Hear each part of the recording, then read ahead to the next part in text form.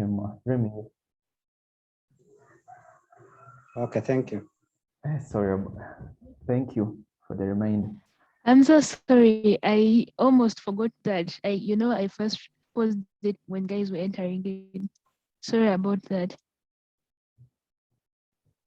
So just before we can tackle the problem, I just want you to understand some concepts that we're going to talk about before, that we're going to find when you're working with the software. So if you understand it now in the software, it will be very easy for you to follow.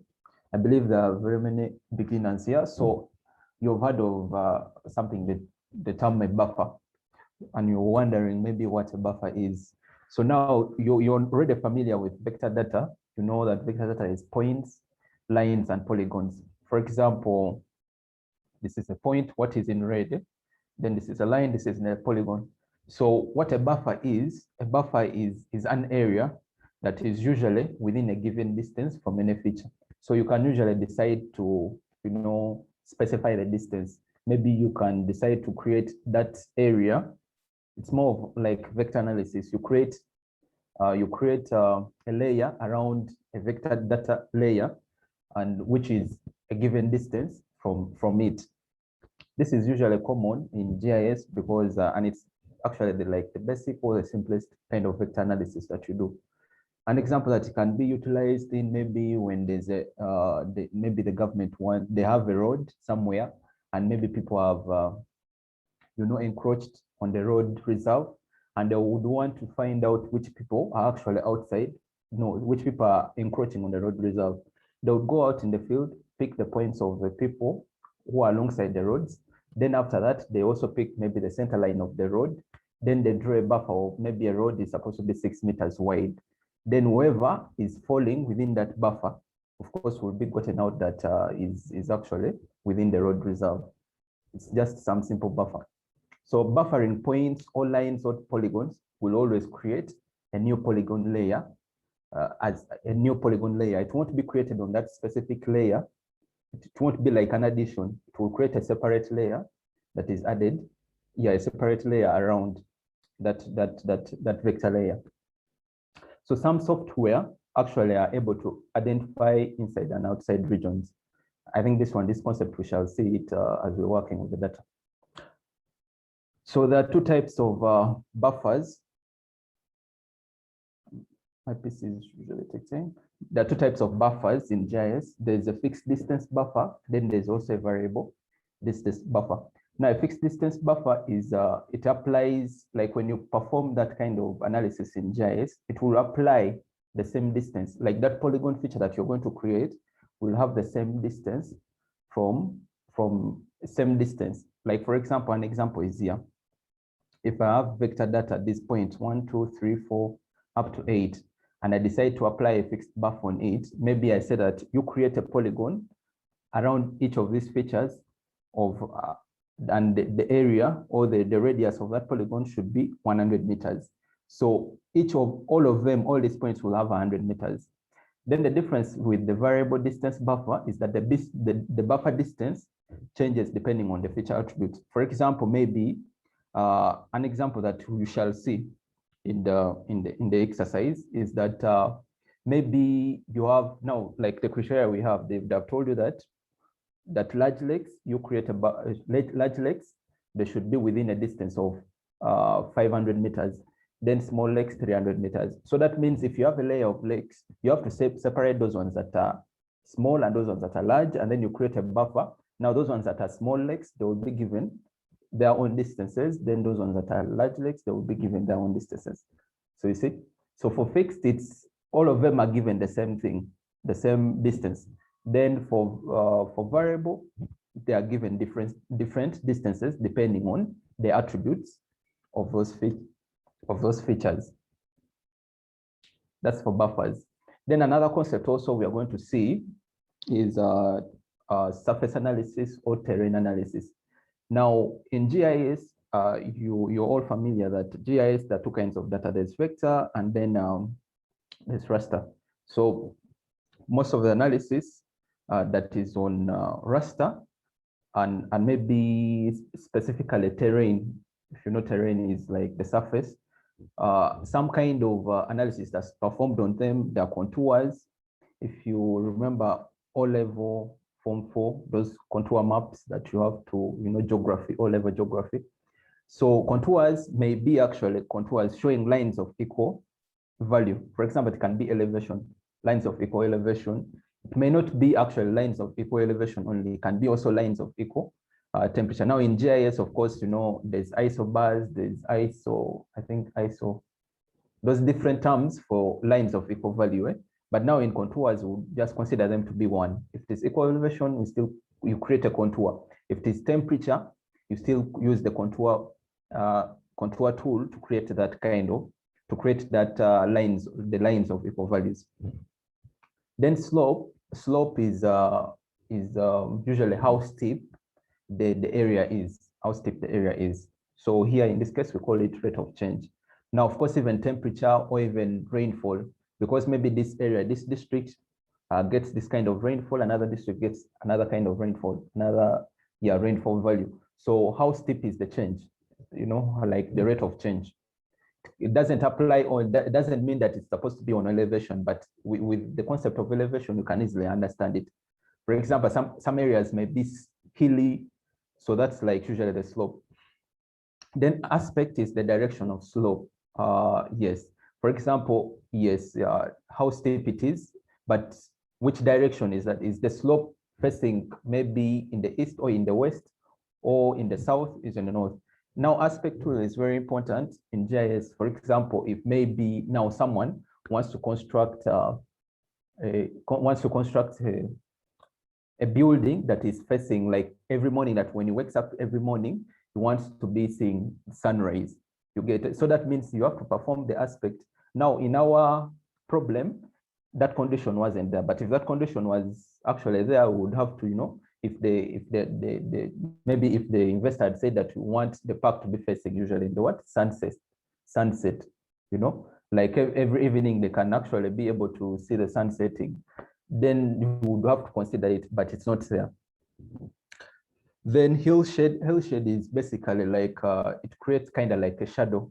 There's an imaginary sun somewhere, and it illuminates the elevation value. So when you create this kind of analysis, you're able actually to see that you kind of have like shadows of elevation.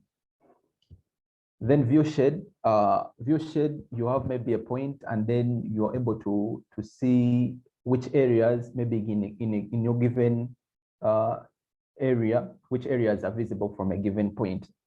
So now the reason why I brought out all this, of course, is to give you a concept of like what kind of analysis can be performed on terrain or the surface using the raster data. But the main concentration is on the slope, like how steep or how the rate of change is in a given area or using a given set of data. So the most common data sets that I use usually when you're dealing with surface analysis is elevation, temperature, rainfall. There are several others, but these are the main three. So of course, now for here, for our problem, which they said that,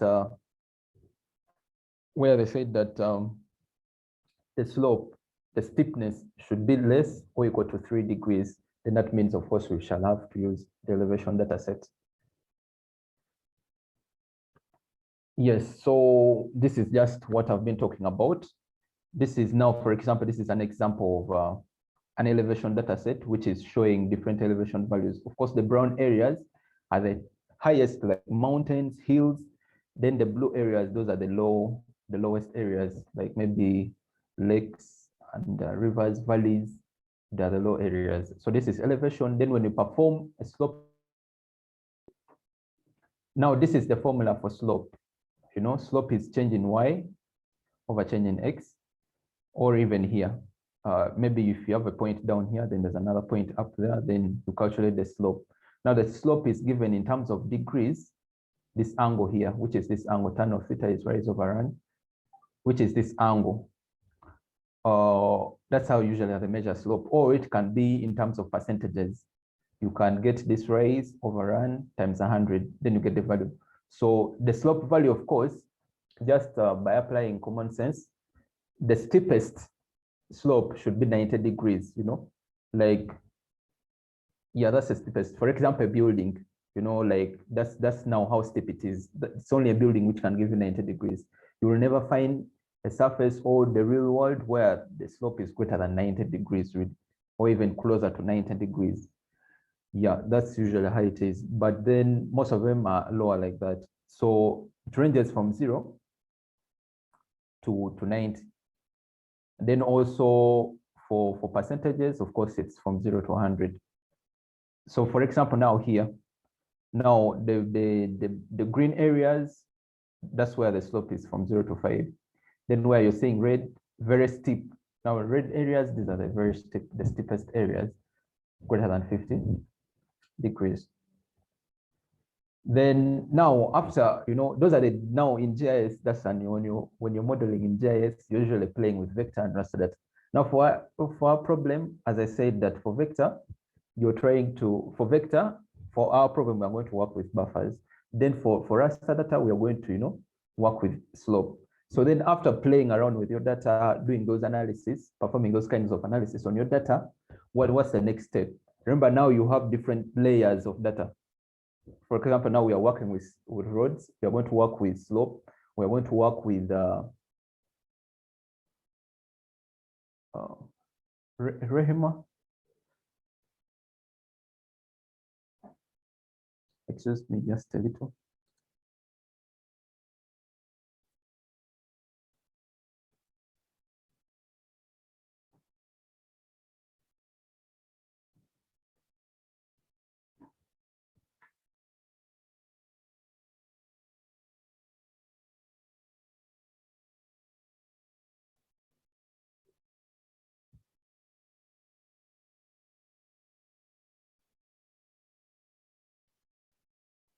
Just hold on a little.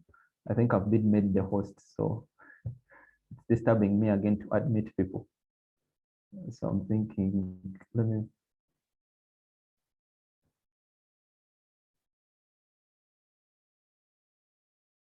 All right. Okay, so I was saying that you have the different layers of slope, you have roads, you have rivers, you have lakes. So what do you do with it? Of course, you'll have to combine them. Now, that kind of combination in GIS is called overlaying. It's basically you're actually doing the same thing. You're just overlaying the data sets together. So you can overlay raster. You can decide to actually make all your data sets, raster, and you overlay them, just like you can see here. Or you can decide to play around with vector data and you come up with, you overlay them together. So just like here, you have watersheds layer, you have slope, you have soils, you have land use, you have animal loading, you have agricultural pollution potential. So you overlay them, you combine them together. Then even here, the same thing. You have maybe topographic, parcel, zoning, floodplains, wetlands, land cover, soils. You overlay them together and you come up with an output. That's usually the final step in modeling in GIS. So for our spatial problem, this is the kind of, when you go through, there's a tutorial within that folder that I'll share. When you go through it, you'll be able to come up with a solution like this one that I have. My title here, that you can't see it because this is covering it, but it's suitable area for park development. Of course, you're going to perform it in GIS, but remember your final output is supposed to be a map. You're not just going to show your client that this is where you're supposed to be. You're supposed to still design it very well and it comes out. And you show him that maybe this is now this shaded area. This is where the park should be constructed. And then of course you have these different layers that you've combined together, plus your inset map within that district. I think that's fine. Oh, time has actually gone very fast, so let me continue. I think if you have questions, you can paste in the chat or something like that, and then Rehema can help me with that. So this is the tutorial for you to follow. It will be shared with you. Then I think also the data set. Just going to download the data set for you so that you really work from beginning to end.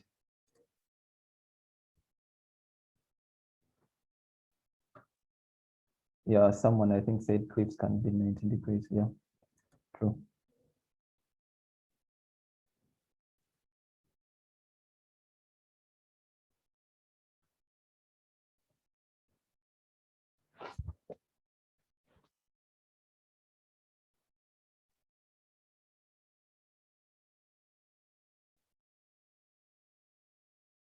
So I think I already have it downloaded, so I'm just going to look for it. It's in downloads. Day 5, where is day 5?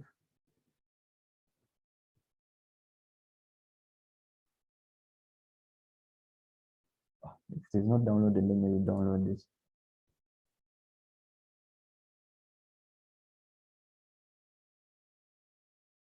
It's on desktop. Okay, it's in desktop.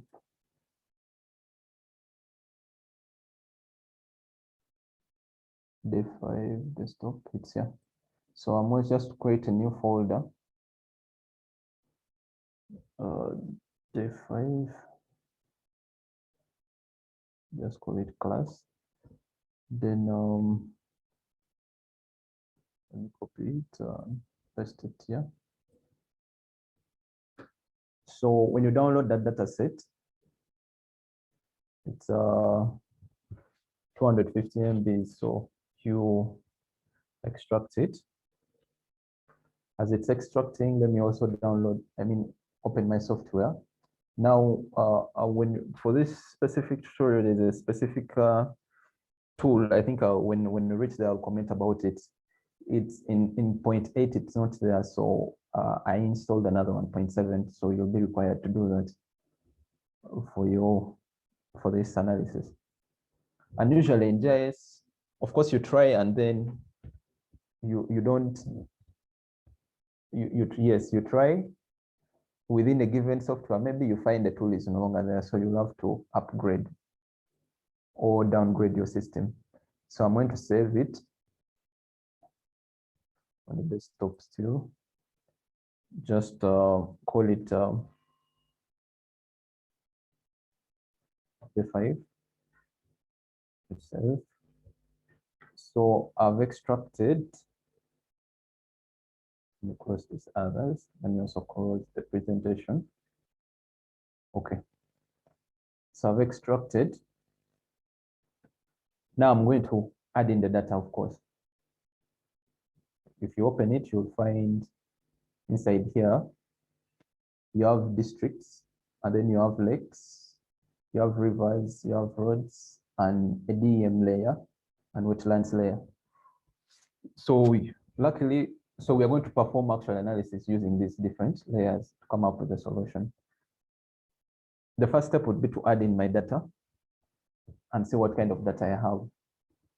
Normally, there's this here. You go under layer, then you add layer, add vector layer. But there's this important tool here. I think this tool is for managing data. So when you input it, you just click here.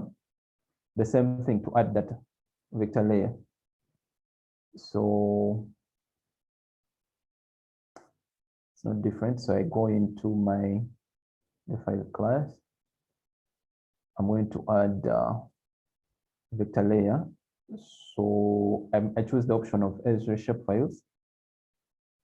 These are all the vector layers. So I select all of them and then I add them. Course coordinate system. Then I close. So I've added all the vector layer, districts, roads, rivers, roads, lakes, rivers, wetlands.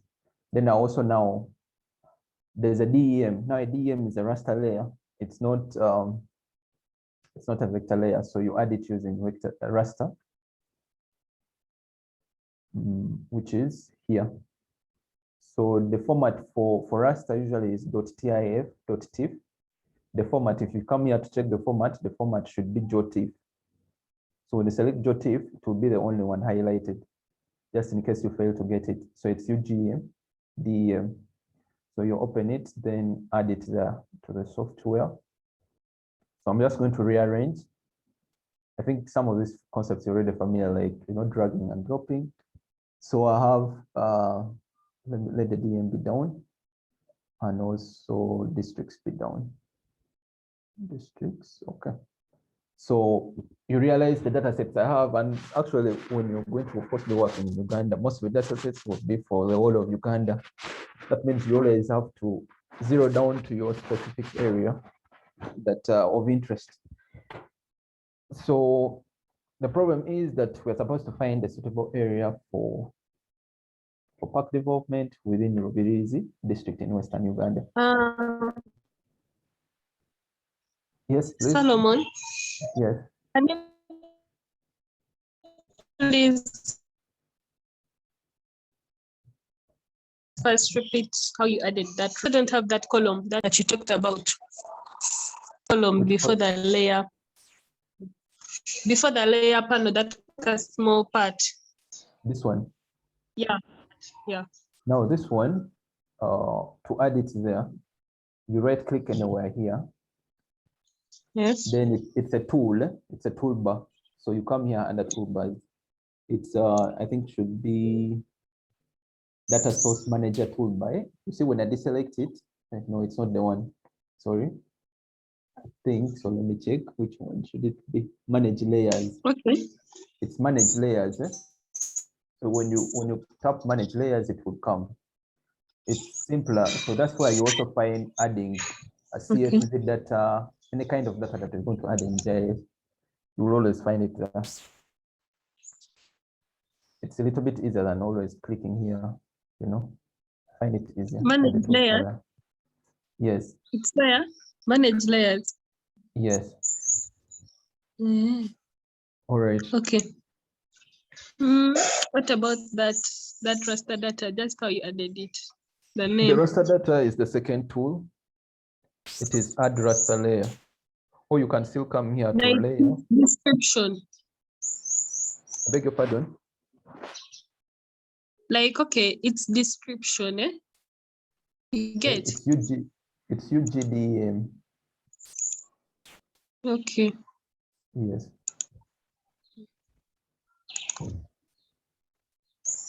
So our spatial problem, if you're done, you can mute, if you don't mind.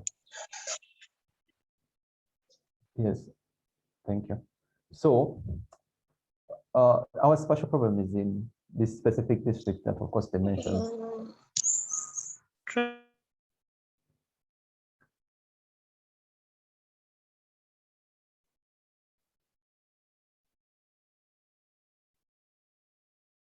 Within this specific district. So of course, the first thing we'll do is to filter out everything so that it's within that district.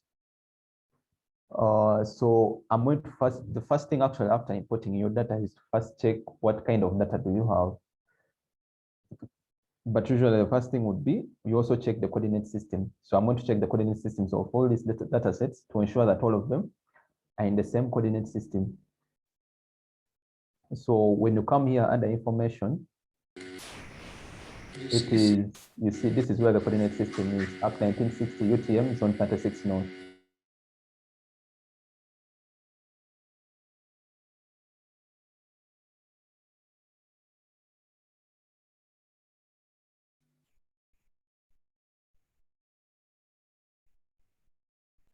Hi, Kisa. Could you please unmute? You muted me. Yeah, guys, sorry about that. I was just thinking that if you have a question, maybe you could first raise up your hand rather than interrupting the audio.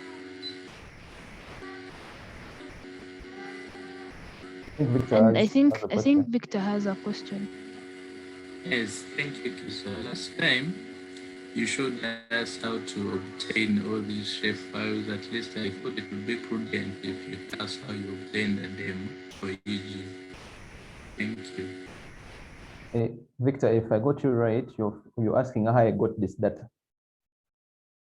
Is it?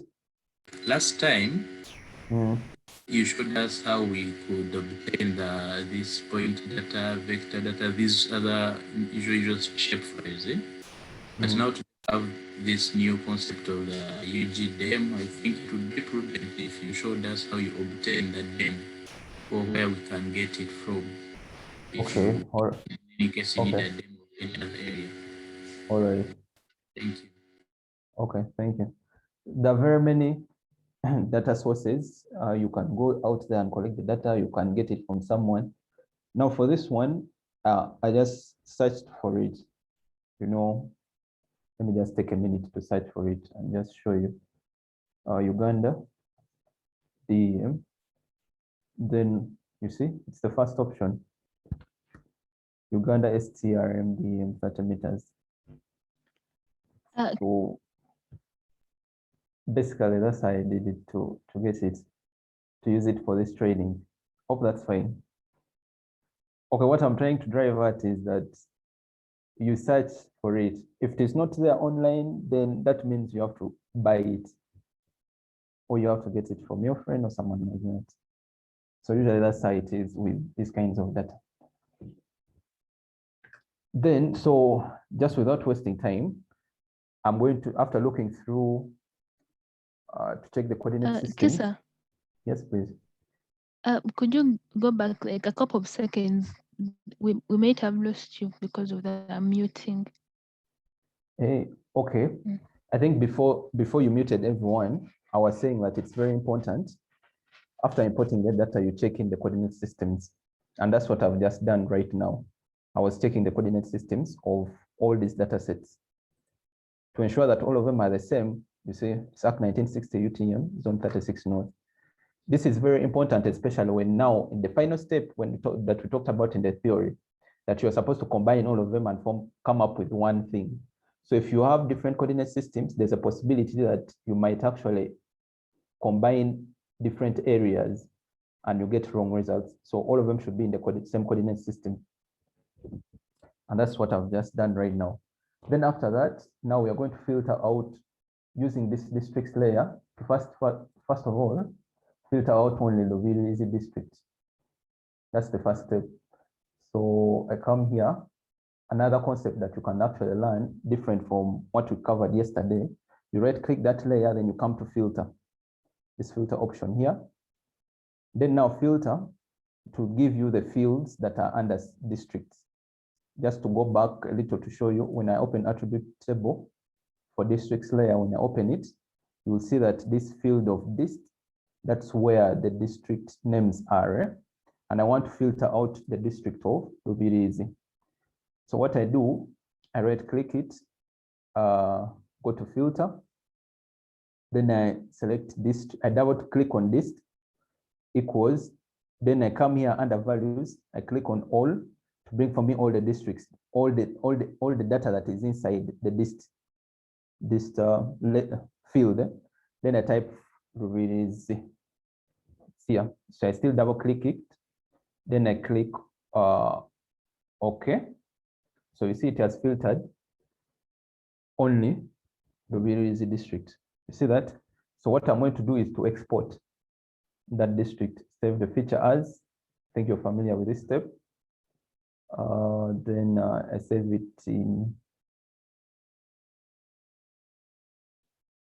it on desktop, QGIS BootCamp, this is class. So I save it there. Then, okay. So I can remove this bigger layer of districts. I don't need it anymore because what I wanted it for is now done.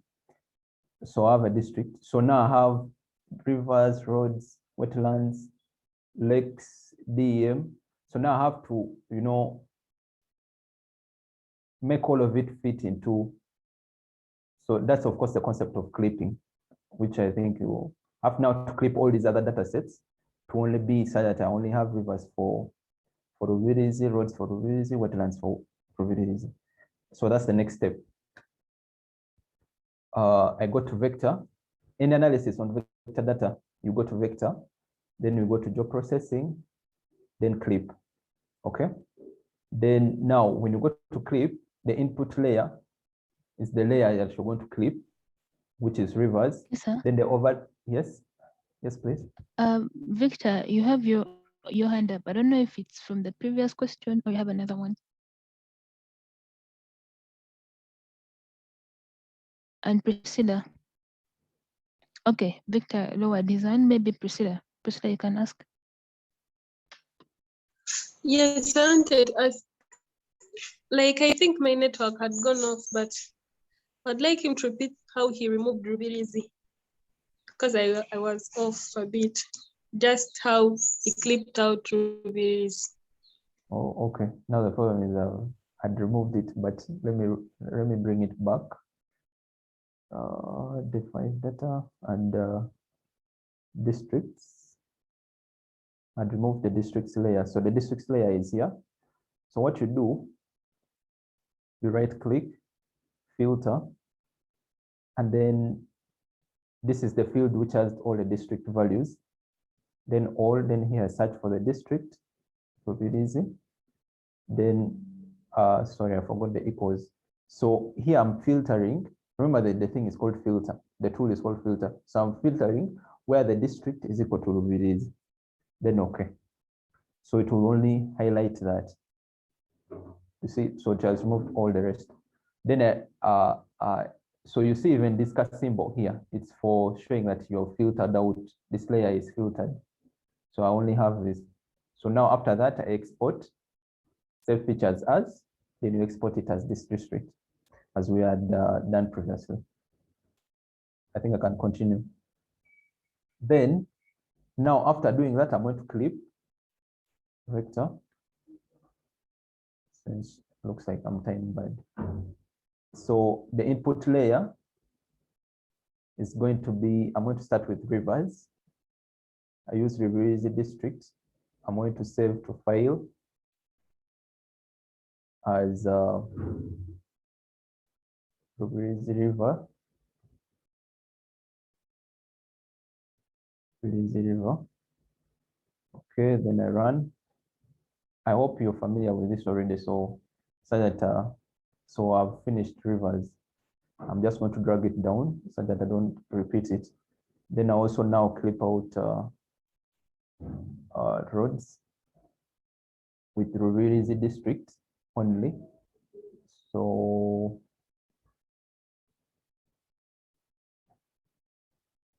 and I name it Rubirizi road. Then I save, then I run.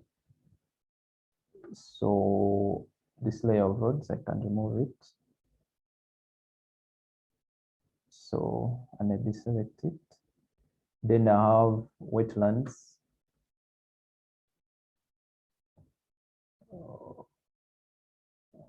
Wetlands.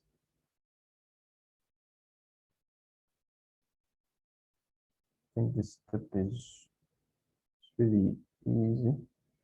This is something you're familiar with, really. So should be able to understand it. So I have wetlands. And then I can bring it down. So I'm just trying so that doesn't, so I'm remaining with the Rubirizi river is supposed to be up here. I'm remaining with lakes and the DEM, right? So let me also click lakes.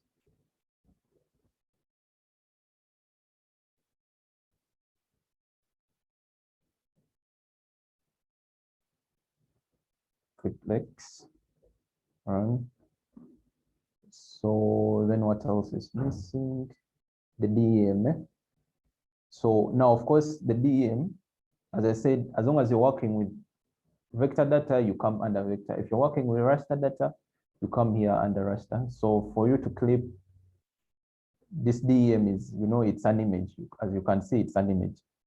So you're supposed to clip it using under vector, under raster, sorry. Raster, then you come to extraction, then the second option of clip raster by mask layer. So input layer is a DEM. Yes, please. Before you go any further, I think Priscilla has a question. Yes, Priscilla.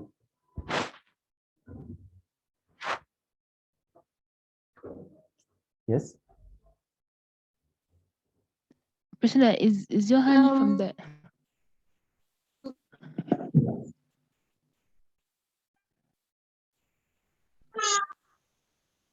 Yes, I can't, when I type Rubirizi, it cannot get like, it doesn't come on the list of districts. You type I all. go to districts, then I tap filter. But when I type what? Okay, just When I type, let me run this tool. Let me run this tool of the clipping, then we'll go back and then I show you. So here I'm clipping the DEM with Rubirizi. The source CRS is Act 1960. The target is still Act 1960. It's optional, you don't have to fill it, but I'm just filling it because of the coordinate system. It's the same. Then I run. I forgot to save, so I'm going to have to save it. So you see, I've removed these wetlands. So let me just save it. Then Priscilla, I can come back to you. So desktop, the 5 class. This is PDC.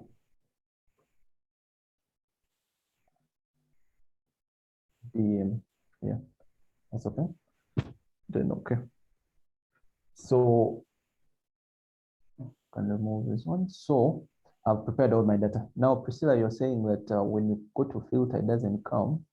When you come to filter, I'm just going to clear here. So I have everything back. I have everything back. So when you come to filter, you under here fields, this here, you double click. Sorry, I double clicked the wrong one. You double click that field which holds the values for district names. Then you press equal. Then you come here under values, you type all, so that it brings all the values inside. You get it? Then that's when you type out of it is. You get it? So it comes. So you double click, then it will come there, it will come here. This is it. Then you click OK. So it will filter that. Hope now that's fine. Then someone in the chat has asked Gerald, that is the clip the same as filter? What's the difference? Because even clip can bring out revisit. So now you have to be careful that now clipping, there's no way you're going to clip the layer of districts because you don't have what to use to clip. The other option would be for you to select revisit. You select it, then you export it, but you can't clip it. And also, yeah, and you can't clip it. Yeah, and I also sorry, don't my advise. network had gotten lost, but I'm back. Okay. Please first Yes. repeat the filter part. The network, I think. The filter. Okay. Like that filter, when I go to filter, I don't, when I type Rubirizi, nothing comes. Okay. So make sure the network doesn't go off. So when you come to this layer, you right click, you come to filter. This is the layer that holds the district values. So you double click it, then you press equals here.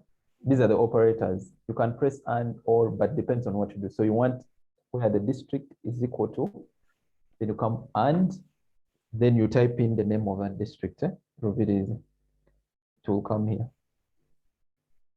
You make sure you type this, you click on all. Priscilla, is that okay?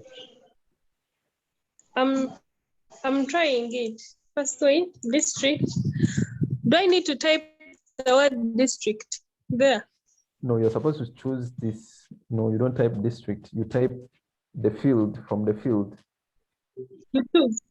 Yeah. But when I tap it, it doesn't. You double click. Yeah, it has gone. Mm. Then I. You double click. Okay. You double click it. Okay. Then if. Yes.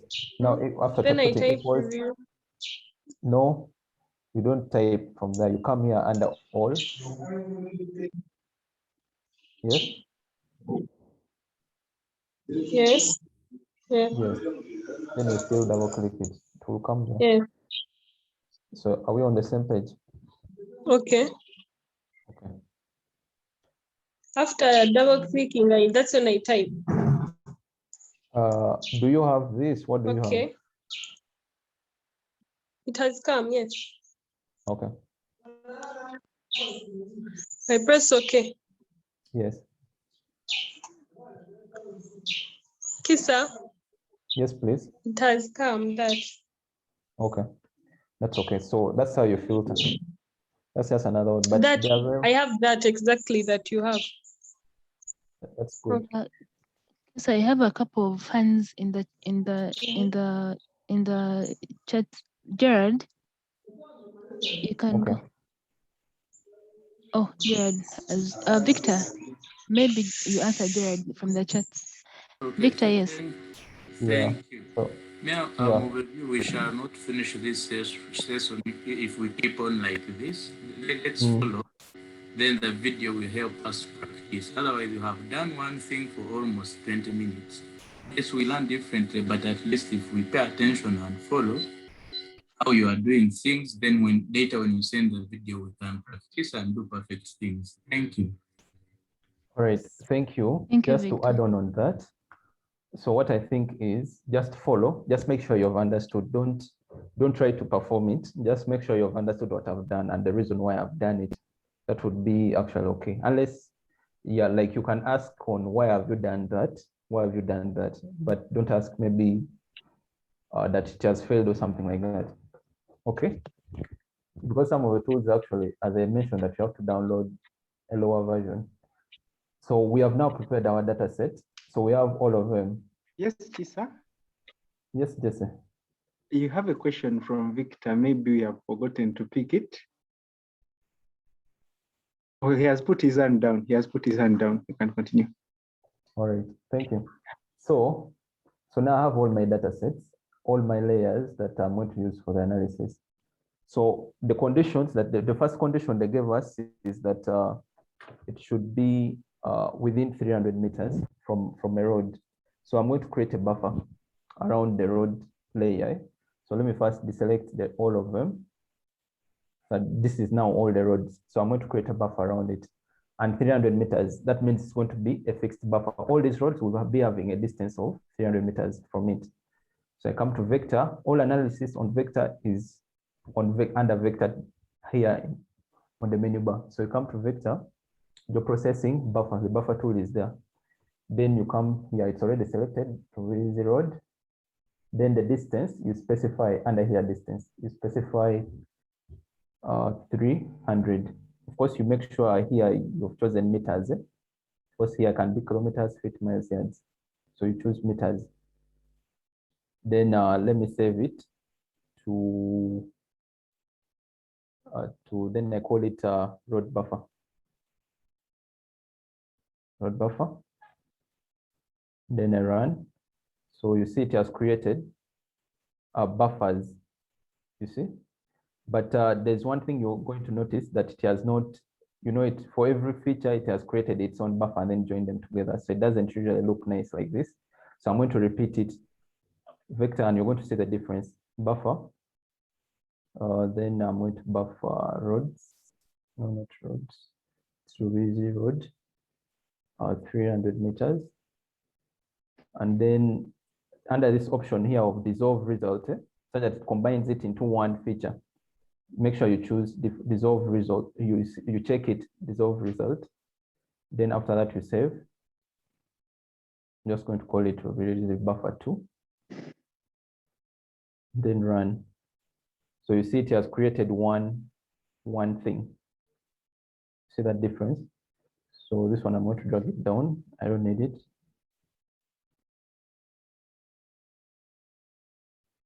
Then I'm going to create a buffer also. No, even the road layer, I don't need it. So I'm going to create a buffer also now on the rivers. The rivers also, the condition was that it should be 300 meters. So I come under vector, geoprocessing buffer. So it's the river layer, 300 meters. I ensure I dissolve the result. Then I save to file. This is still river buffer. Okay, then I run. So it has also created the buffers for the rivers. So I can also now remove these ones. So I'm remaining with lakes and wetlands. So for lakes, they say that it should be, I think you remember the condition, that it should be, if it's a small lake, it should be 300 meters. If it's a large lake, it should be 500 meters from it. So now that's the concept of the variable distance buffer, how it comes in. And so I'm going to just deselect these others so that you can see the lakes layer very well. So this is the large lake they're talking about. The large lake, then these are the small lakes. So when I right click this layer to see what kind of data I have, the tabular data, actually, I have, these are the lakes, and then the types are actually here. There's one large lake. I think it combined it, the geometry wasn't correct. So it combined it, this is the large lake. Then the rest are actually small lakes. These different ones. You get? So now, for you to create a variable buffer, you have to create another field, another column in this table, in the attribute. And then you label them, that you give it distances, as you're going to see here. So I'm going to come to, I toggle editing. Then I start editing. I create a new field. The new field, I'm going to call it buffer distance here. Buffer distance. It's going to be a whole number, length 10. It's okay. Now I'm supposed to fill it. That whatever is large, I'm supposed to give it 500 meters. I can fill it in manually. But you see now, usually this is just sample. But usually when you're working with large data sets, you can't fill in manually. We are lucky that it's only one large lake, but of course there are several small lakes. We are not going to do that manually. We're going to use the field calculator to give us that. Okay. So what I'm going to do is to first select all those ones that are small lakes using this information. They select by features. When you come here, just went through this, I think yesterday. If you practice this, actually, you now know what I'm doing. Then you come to fields. Then I select type, because the definitions are under type. I select type. Select type, then equals. Then I come here under values, all unique. So to give me that there's large and small in this type field. So I want small. Oh, has it selected it?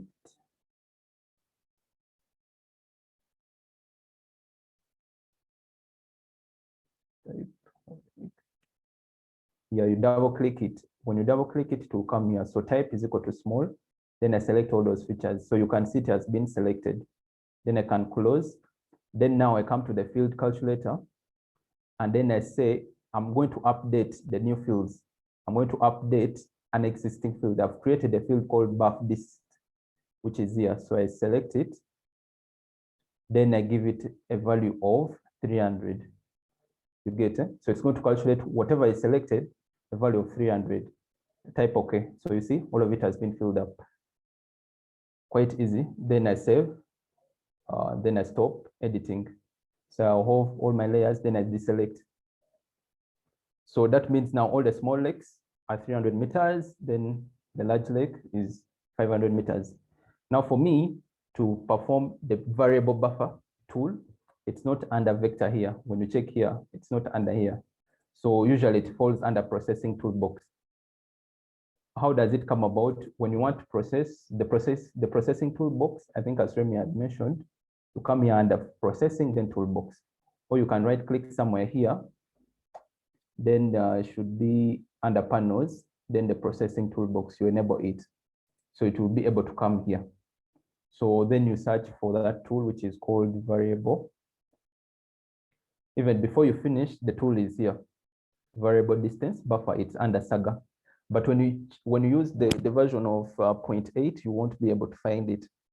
I don't know where it disappeared from, so that's why we have to use a lower version. So when you double click it will come. Then what are you going to create? So under shapes, you put resurrect, and then the buffer distance.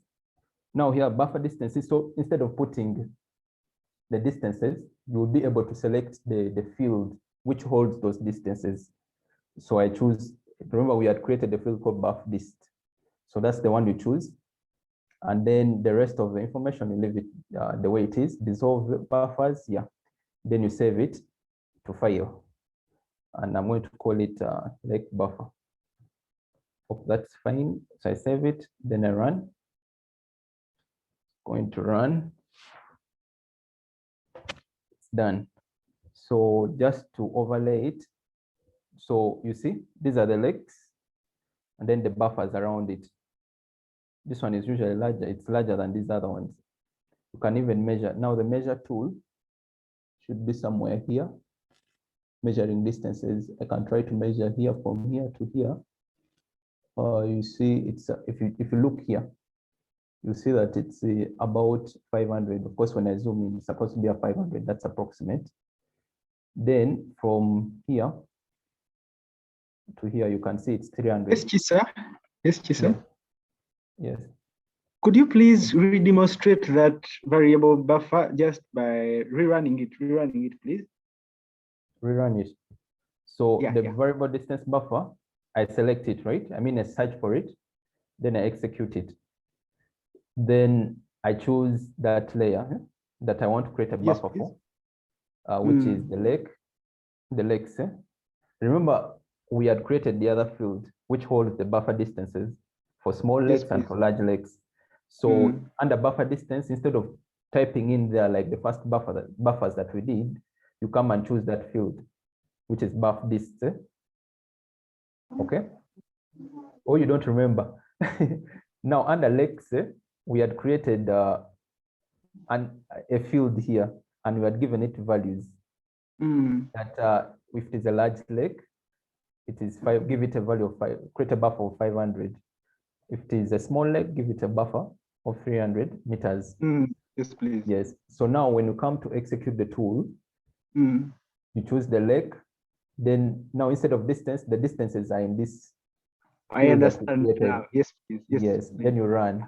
Now when you run, go to run, then it will create for you those distances. Yes, please. Which is here. Now this is the buffer. Yeah. Okay.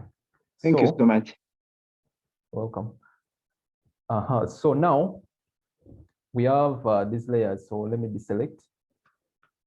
I have all these layers. So I have a buffer for rivers, for roads, for lakes.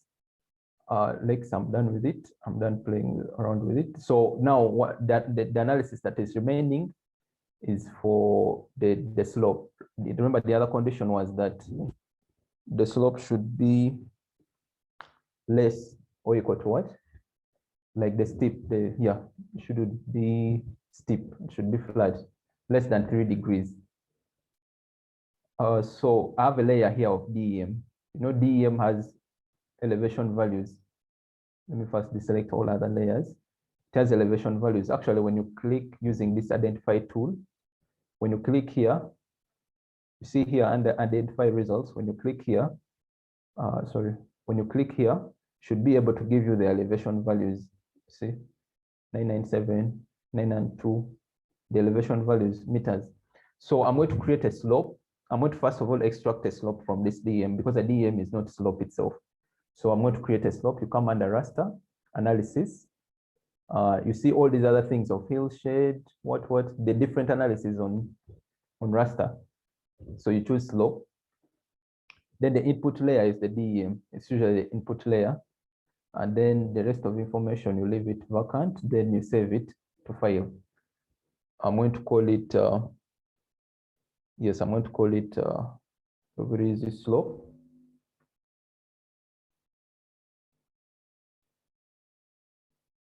Very easy slope. Then I run. Close. So this is the slope. layer. You can see it. Now the slope elevation was running from 900 to 858 meters, of course, above sea level. But then slope is running from, remember I said that slope ranges from 0 to 90. 0 to 90. It can never, of course, if it goes beyond 90, that means now it's a different side. Okay, so it's facing a different side. So for slope, it's ranging now, in this area, it's ranging from 0 to 53 degrees. But and now we want to extract only those areas that are less than 3 degrees. Okay, so what do we do? Yes, so we are going to reclassify. And yeah, we're going to reclassify. Let me just show you maybe. For us to do that, to extract that, we have to reclassify. I'm going to reclassify all these elevation values. All these elevation, yeah, all these slope values, I'm going to reclassify them. So I come to reclassify, then I choose reclassify by table. When I double click it, so I'm going to use the slope. I'm going to reclassify the slope. Then now you see here under the classification table, those are the conditions I'm going to put when I'm going to reclassify. I come here and when you click here on these 3 dots, it will bring for you this table, this blank space. So you click add row. I'm just going to add 2. Of course, you're going to understand when I start putting in values. So I'm going to reclassify that if the slope values is from -1, because you see here it's minimum, this is maximum. It is from -1 to 3.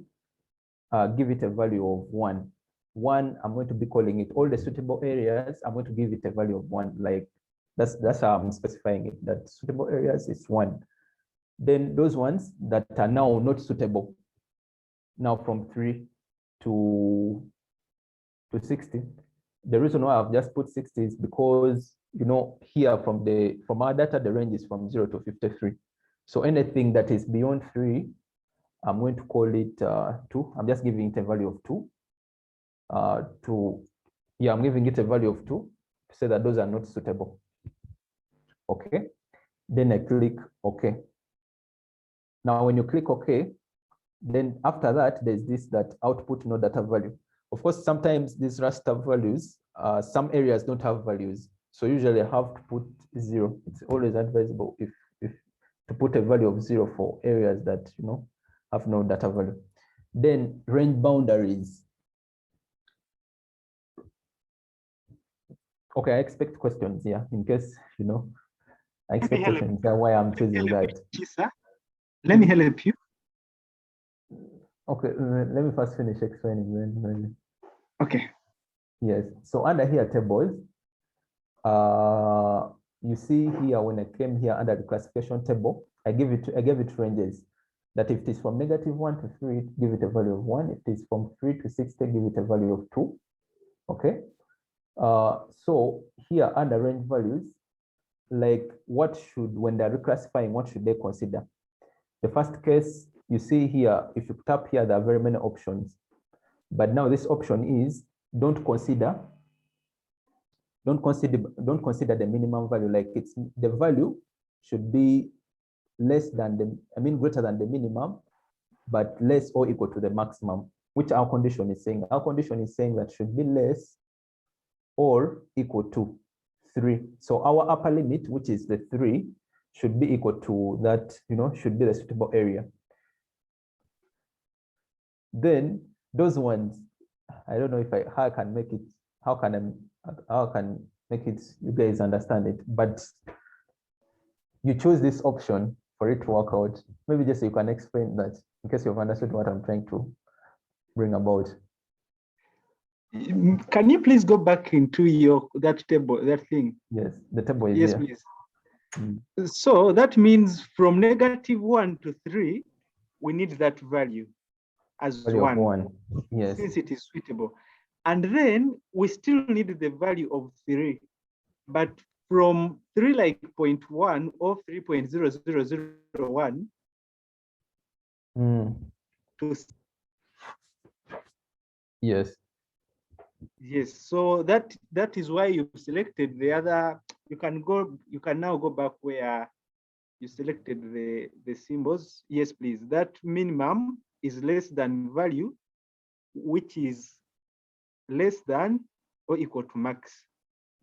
Mm. Yes, actually, when you choose this option, it means the minimum value that you've chosen, it won't be considered in computing when they're reclassifying. Like now for the first option, they're going to create two classes. As you're going to see after running this, they're going to create two classes from the raster. So the two classes, the first class, which will be of a value of 1, which we have called it suitable, they won't be considering this -1 value. Then even the second class, they won't be considering the value of 3, because remember our condition that as long as it's a 3, yes, it's a 3, it is suitable. But if it is greater than 3, it's not suitable. Which of course, I don't know. I think it does make sense as we're going to see. So let me save it as Kisa, yes, please. before you continue, I have a couple of questions in the chat. Peter is asking, what are the data sources of your DM? And then he's also asking that, and which height does your slope show? The data source is RCMRD, and of the DM is, and it started by 30 meters. You can also search it on Google and you'll find it there. Then which values? And which height does your slope show? No, slope doesn't show heights. In the first 10 couple of minutes at the beginning of the session, I tried to go through the theory of slope. Slope doesn't have elevation values. It just has, it ranges, it's in degrees, it ranges from 0 to 90 degrees. Of course, 90 degrees, that means it's like a cliff or it's like a building, that kind of, steepness. A flat surface is 0. Yeah, something like that. So I've created it, and yeah. And then Duncan is asking, is the height from mean sea level, or because they seem to be very small? So is the height measured from mean sea level? I think it's from mean sea level. Okay. These heights usually they compute them using the geoids. So I think it's from mean sea level. All these areas are very steep. I don't know. Maybe someone can. But I think well, I think when you download the DM, there should be metadata about it, how it was obtained and stuff. True. And then Eric is asking what the reclassified table not layers option. Why the reclassified table not the layers option, not the layer options? Until now, I think the table is the best in that, because of what I had in mind. These things usually have to be these tools with the thinking. You have to be having what you want at the end of it all. There are very many ways of doing things, but what do you want at the end as your product? I wanted 2 values only for my data sets. And I think the table thing would be the best output to bring that out. As you can see here, this is my product. The dark areas, those are the suitable areas, value of 1, then the 2. These are the very steep areas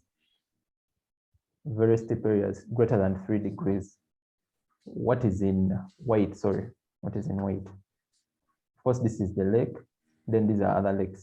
Those are the ones that are flat. Of course, that's why now it returns that value. The reclassify by table was bringing the best output. Any questions anymore? Peter is still asking, can we have the metadata about the height? About the DEMs?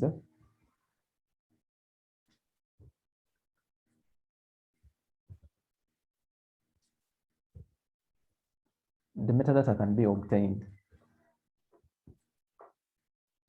I can provide it I can upload it after this so that you can read about it. Any more questions?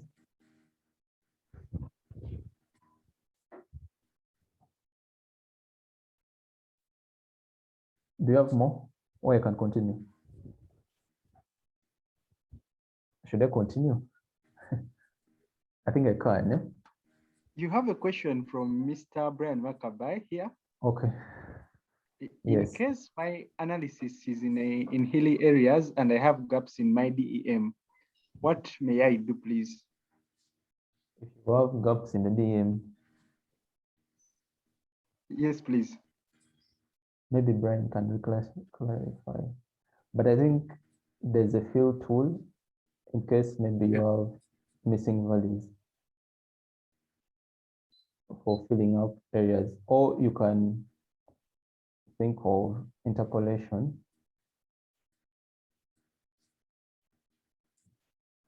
Yes, that's what I think.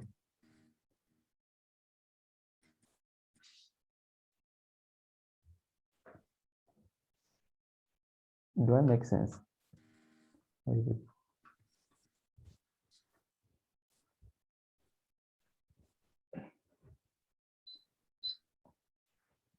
So what I'm saying is that I think there's a fill tool in case you have values that are missing. Usually maybe you have gaps inside the DEM, maybe as a layer, if I'm trying to understand that. If you have gaps inside and you have maybe areas of zero elevation, I think there's a fill tool for you to fill in those areas that have no elevation values. More of like an interpolation.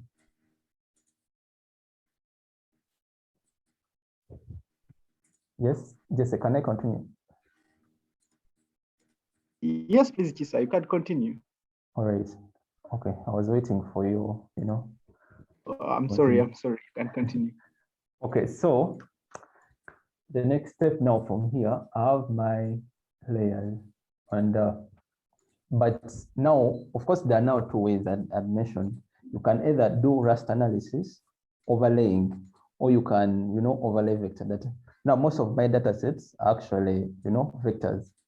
So, and I have only one layer of raster. So my best option would be to overlay, but I'm going to be overlaying vector data. It's a little bit even easier. So I'm going to convert this suitable layer, slope layer, into a vector layer. So to convert that, I come to vector, geoprocessing, and then, sorry, it's raster, X conversion, and then you see this option here of polygonize raster to vector. So I'm going to change the raster data to vector data. The input layer is going to be the suitable slope. And then I change the way I'm going to save it to maybe call it suitable slope. Just call it 2, not confuse it. Then I run.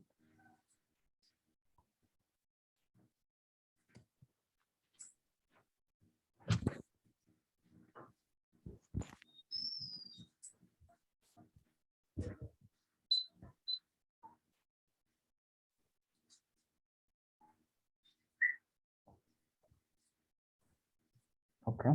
It's going to take some time. I think it's taking time because, yeah, it's now done. It's taking time because, here. So I can remove this,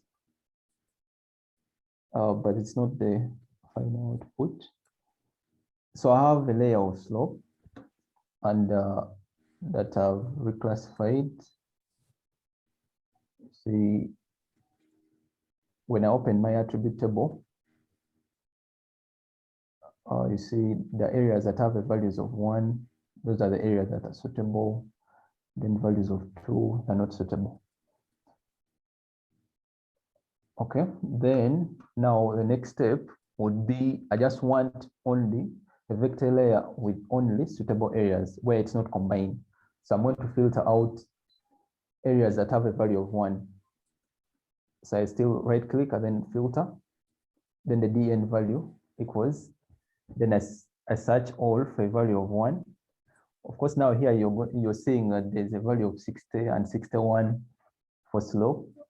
Now here it doesn't matter to us because still these values are beyond what we need. So dn value is equal to 1, then okay. So it has filtered out where the slope is 3 or less, 3 or less than 3. Then I export that. So I'm going to export, this is, and call it fine, just call it fine. Okay. And then this one I can drag and drop. So this is my layer actually for slope that is suitable. Then, so these are 5 layers that I'm supposed to, overlay and come up with the area that is best for the park development. So in using vector data usually the overlay tool is the union layer. I mean the union tool, which you can always find here under vector, geoprocessing, still union. That's usually the one you use for overlaying vector data. But before you overlay, we need to label our data very well such that we know what we are actually overlaying. It's very important we do that. So I'm going to open here the attribute table of the rivers. Then I see I have a river buffer. So I'm going to create a new field and I call it, this is river. So I'm going to call it river buff value, river buffer value.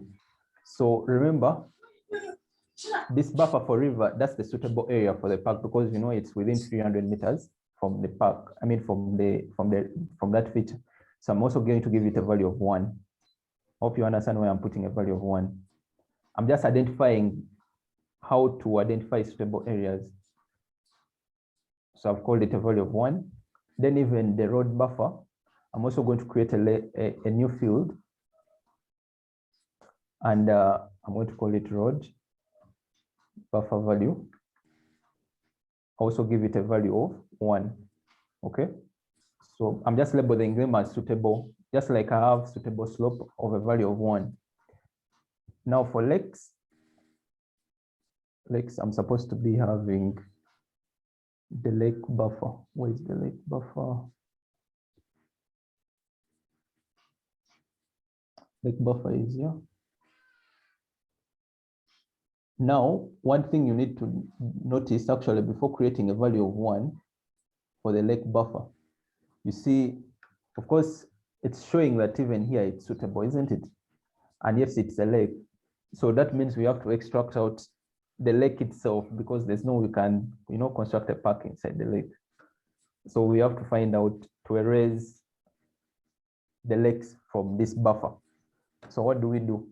To erase, you come to vector, geoprocessing, and you choose difference. That's the tool in GIS, in QGIS, which helps you to do that. So the input layer, it's going to be the lake buffer. And then the overlay layer is going to be the Rubirizi lakes. Okay. Then I save it to file and I call it lake buffer. Maybe call it final. Then I run. Close. Should be somewhere. Lake buffer final is down here. So I bring it up here. You can see it's only around. So the suitable area is actually only around the lake. It's not considering even the lake. So yeah, that's it. Then now I'm going to label this just like the way I've labeled these ones that are suitable. So also do the same thing. I label. I'm going to create a new field and I label it.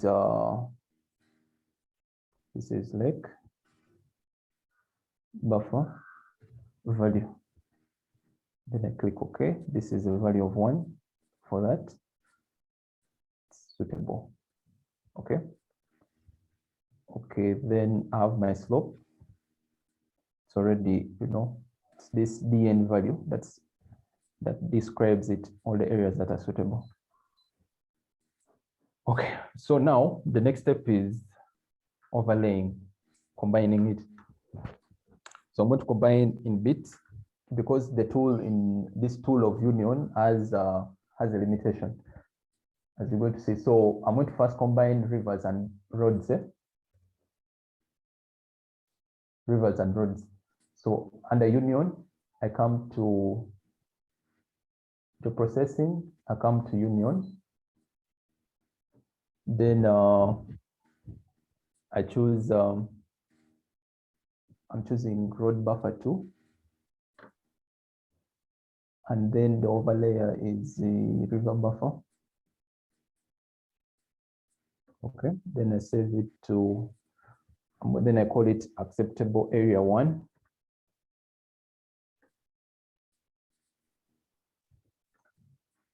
Okay, so I've combined the river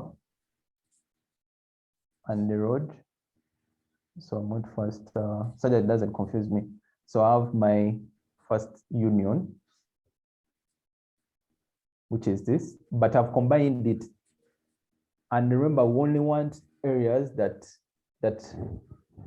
yeah, I've combined it, all the buffers, like all the buffer for the lake, I mean for the river and the road. So I want to filter out only those areas that are common between them, because it has to be either, it has to be that it's close to the river and also close to the road. So I come here, I choose under attribute table. You can see under road buffer, there's a value of 1 here, and there's a value of RV value also here. This is for river, this is road. So I'm going to select those areas that have a value of 1, 1, meaning that it's both suitable for the river and also suitable for road, considering those criteria.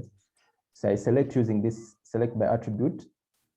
Then the field is going to be this road buffer value, where it is equal to 1. And also, so I type in the word and the river value is also equal to 1. It's going to select, it's only one field. You can see all the areas that are in yellow, those are the suitable areas. So I can first close this, then I export it, because I want to export save selected features. Then I export it as, yeah, I think, let me just call it 2, okay. Then I can bring this one down. So that's the first option. Then I'm going to combine it with the lake buffer to see those areas that are both common with the lakes and also this union that we've just had, the combination. So I still come under vector, a union, so it's 2. The overlay area is lake buff F. I think, so here, let me just call it union, lake, road, and river. Then I save, run it. It has combined all that. You can see it has combined everything. So I'm going to filter out still those areas that return all of them 1, 1, 1. So I'm going to come here. I check under fields. Then what am I going to use? I can use either the road or VV is equal to 1. And also, and now the one for the lake is this one, LK buffer is also equal to 1. So it selects those switches. So it's that one. So I'm going to export it, the selected. So export the selected features, export it as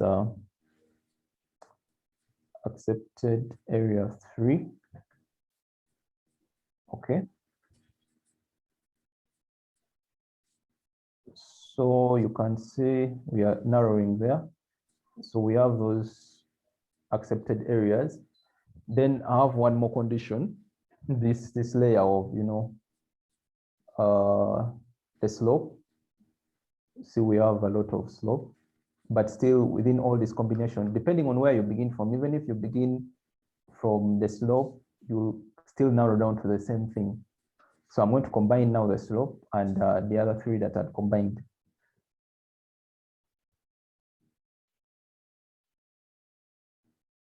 So it is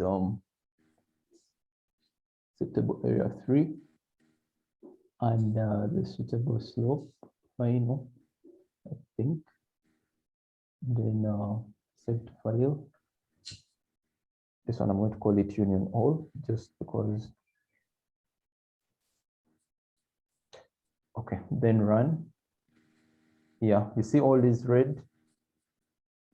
It's telling you that the suitable slope final layer has invalid geometry. So whatever it's giving me is wrong. As you can see, when I deselect this, it has not combined everything. So usually when your geometry is not okay with your data, you usually have to fix the geometries. There's a tool there which helps you to do that. So that's what I'm going to do. So under processing toolbox, there's fix geometries. You double click it. Of course, the layer which has a problem is the suitable slope layer. Usually when you're exporting from raster to vector, usually the geometries, because you're exporting here from grids to now those lines, usually the geometries are not correct, so you have to fix them. So this one, but then I save to file.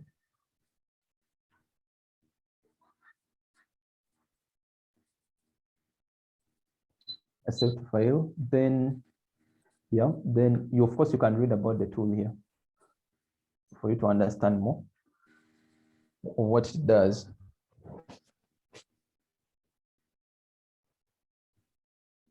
Running. So I close. Then this layer, it doesn't use this. So you're going to see, now I'm going to combine them and see if it will bring the other error again. So union, then suitable slope, suitable area 3, then I call it union, all 2, then run.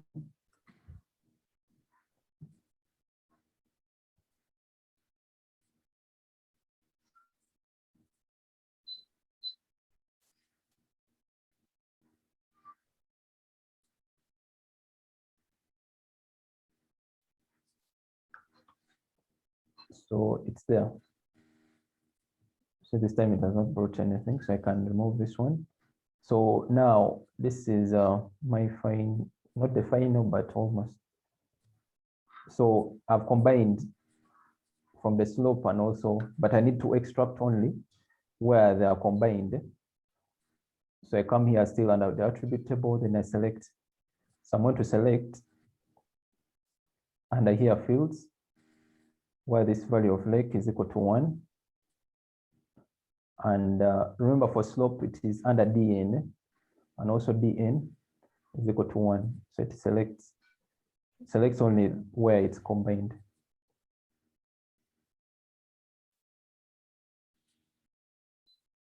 See that? Then let me export. Expected features. So I call it 4. Okay. When I remove this, you see it's actually very little. It's around there and around down here. Okay. Kisa, Yes, please. before you continue, there is a question. I think it's about fixing the geometries. Yes. Can fixing geometry come immediately after polygonizing, or we can wait to see the errors first? No. Actually, I forgot to fix it, so that's why the errors came. But if I'd, had it in mind already, I would have fixed it. So you don't have to wait when you see the errors, but you have to fix it whenever you polygonize. Yes. Yeah, I think that's it. All right. So I have my areas there. Now they say that it should not be, in a wetland. That was the last condition they gave. And when you zoom in here, you can see some of them are in wetlands. When I put this area, some are outside. Okay. Some are in wetlands, some are outside. So now, next step would be to erase from my layer all those ones that are occupied by wetlands. So I come to vector. It's the difference tool. The input layer is my acceptable area, and then I'm going to use the wetlands layer. So that's going to be suitable area. Close. I'll also remove this. So when I zoom, I have these areas here and these areas here. Okay.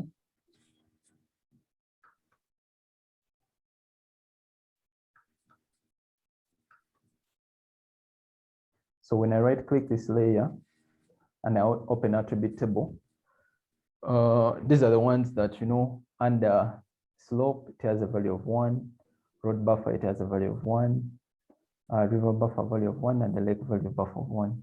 Yes. So it's like we have come up with our final output.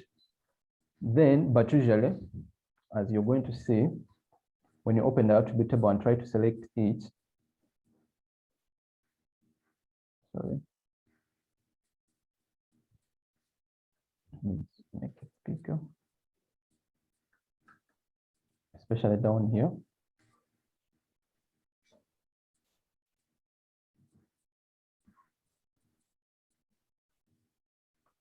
Select. You can see when you select like this feature here, you see many of them. Actually, what? Many of them are selected, yet it's just one feature. Some of them it's 1-1, but some are actually seen as, like now even this one, it's seen as one. It's seen as it's seen as what? It's seen as one feature, yet actually there are two separate features. So there's a tool also which helps you to do that, to separate them, like make them individual features. That tool is called multi-part to single parts, this one here.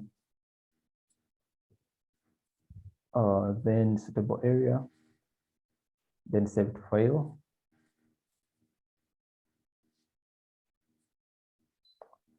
It's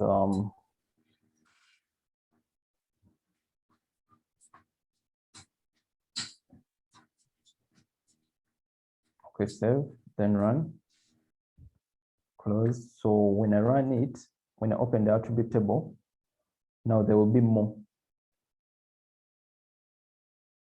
There will be more, you see, more fields. And when I select each of them, each is going to be different.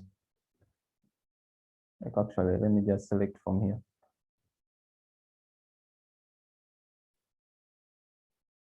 Usually when you're playing with these tools, and when you're combining them, doing what, sometimes the geometries that come out, they come when they're different. So you usually have to separate them. Okay.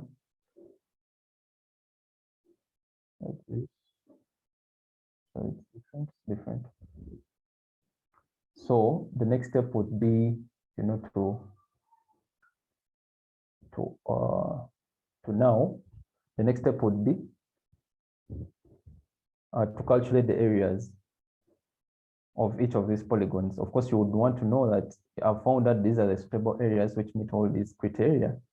But what's the area of each of the feature? calculate the area of each of the polygons. Still under that, you right click, open attribute table. Then you create a new field for holding the area values. So I'm going to create it and I call it hectares. I'm going to calculate in hectares, whole number. So I've left it, it's empty, you can see. Then I come to field calculator. I'm going to update an existing field, which is hectares. I come here and then I just search for area. Then you use this one, which has a $sign. Area in hectares. Our layers are in Act 1960 UTM zone 36 north, which is the unit is in meters. The distances are in meters. So you change it. Of course, even the area would be square meters if you calculate it without this tool will give you the area in square meters. So I'm dividing by 10,000 to give me the areas in hectares. Click OK. So it will give me values. So you can see actually the values here you have. This is 1, 0 hectares, 2, 1, 1, 1. Those are the hectares, the areas that we've had. So from here, are there any questions? Yeah, I think it's also related to the areas. Yes. Olopot was asking, was a minimum area set for the suitable area? If not, kindly add. Kindly add. Yes. Yes, actually the minimum area was done what? Was set. And it's supposed to be 20 hectares. But you can see within our analysis, we found out that actually it's not, none of them is, the largest is 2 hectares for my analysis. Okay. But that doesn't mean that it's the end. Yes, please, Solomon. Yeah. Yes. Any questions? Yes. Eric says, do rasters have areas? Rasters, like the raster layers. Yes. I think you can. I think Jesse has replied to yes. him that rasters have areas too.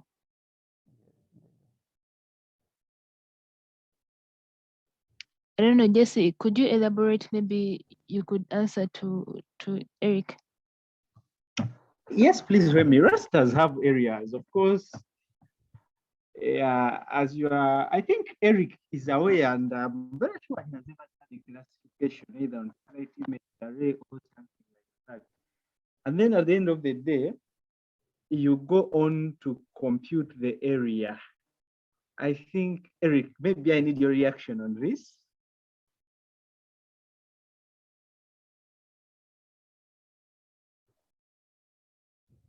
Yes, good evening, everyone.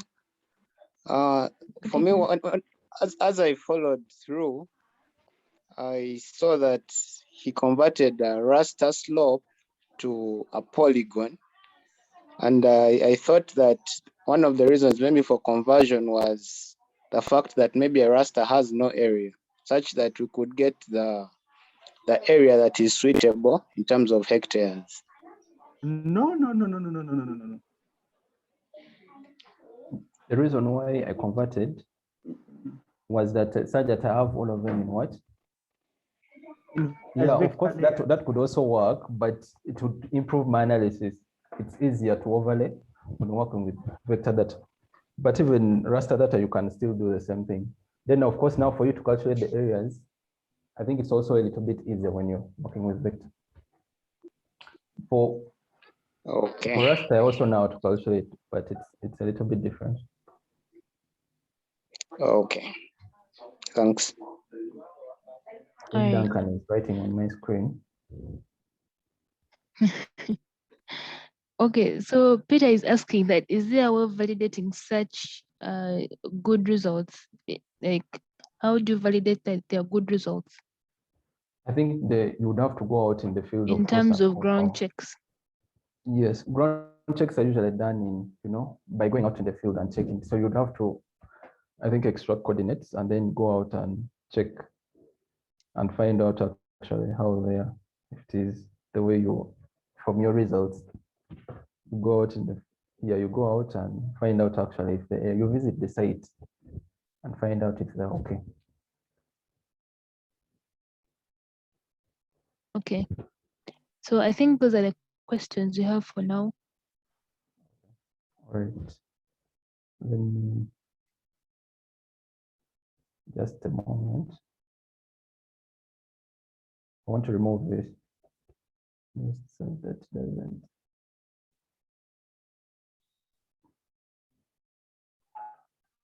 Just wanted to remove that. I think now it's clear.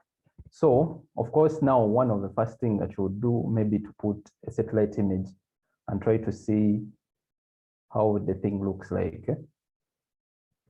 One of the tools that Jesse shared. Yes, Chisa. Yes, Chisa. One of the tools that you shared in the lab in No, the previous. Chisa. Yes. There is a question I would like to handle before we go any further. Okay. Someone is saying rasters contain pixels but not area. Yes, of course, if a raster is organized in a pixel format and you know the size of each pixel, for example, if each pixel is a 30 by 30 is of a 30 by 30 dimension, then you can just calculate the area. So if you have 2 pixels, then that is 30 times 30, then times 2. So rasters too also have areas. Let that be clear. Yeah. Chisa, I think you can continue. It's just what you've explained actually. You have a DEM and as dimension is the 30 meter by 30 meter. So by you calculating maybe the number of pixels that you've obtained, you can actually obtain the what? The area by simple multiplication. Yeah. So you were on the way of thing is. yes, using this you can install it and manage and install plugins.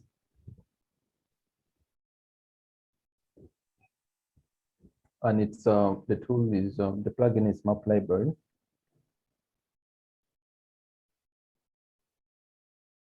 It's here, so it's installed on mine. Come under web, map library. I'm looking for a Google satellite image. There's this one. Click add. Maybe also add Bing. Bing satellite, just to compare and see what I have. I've got the Google satellite. Where's my area? Now my areas are up here. There's an area up there. There's also an area there.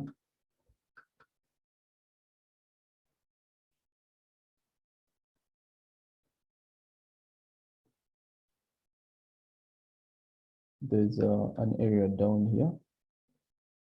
As you can see here, it's actually crossed by a road. Generally, it's around this area. Some of them are falling inside. Of course, you don't rush to conclude that your analysis may be wrong, but you actually might find that maybe there's an offset. That's one thing. Then also because of what you've used. For example, Alex layer is here. And it's saying that the lake, that's where the lake is stopping. But the lake goes like that from our data set. So that's how the analysis came about like that. Then what else? Yeah, so you can see that area. Then there's this other upper area. Just zoom out.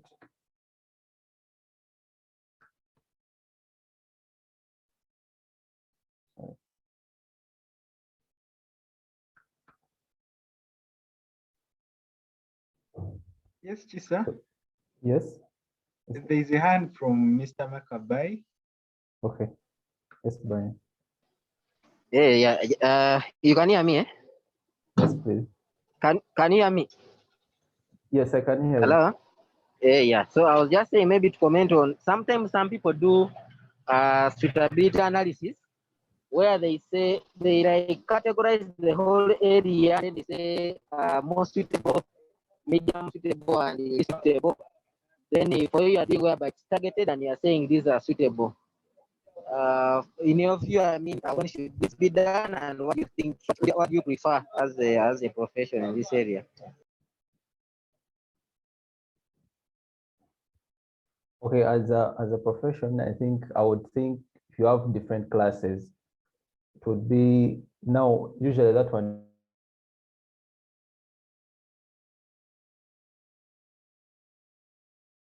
not so well defined. You know, maybe the client is not so specific of what he needs. He doesn't know basically actually what he needs. Just tells you I want to develop a park somewhere there, and doesn't have the specific criteria that he wants, that maybe it's supposed to be within 300 meters, and just maybe give you a range that, but now you have to do the analysis yourself. You go out and maybe reach out to experts, and they tell you that, you know what, for something to be suitable, it should be between this range, and then this range is less suitable, this other range is less suitable. But now in this case, the client or the investor has come out and has told us that, you know, I want my thing to be within 300 meters from a road, 300 meters from a river, 300 meters, 500 meters from a lake, and the slope should be less than 300. So it doesn't make sense for you to, again, classify that this is more suitable, this is less suitable. You just want something which is that specific. But yeah, for cases where it's not so specific, you would have to give him options of this is the best by you conducting your own research, maybe, yeah, by conducting research from experts, and then you come out with the criteria and come up with those different options that this is the most suitable, less suitable, like that. I hope I've answered Thank your you. question. Thank you. Yeah. Thank you. Okay. All right. So I have two areas. I have actually this one and this one here. I want to come up with the best map that can represent that. Of course, you want to present to the client. I have a few minutes. So now I'm going to concentrate on this area here. I'm going to add another layer. Just now from here, I've got my areas, but now I want to, present how best to present it to the client. So I'm going to add another layer.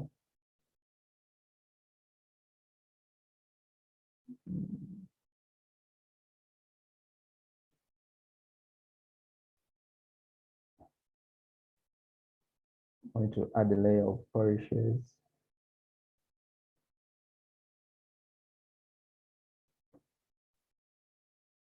Just parishes. Then I'm going to filter. Of course, it's going to take some time. Then filter where I'm going to filter only parishes in Ruvirizi.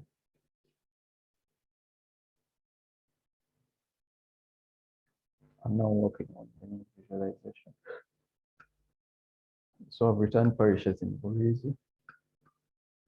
Then I'm just going to, just try to follow and see what I'm doing, how I'm going to create the visualization. Then I want to, I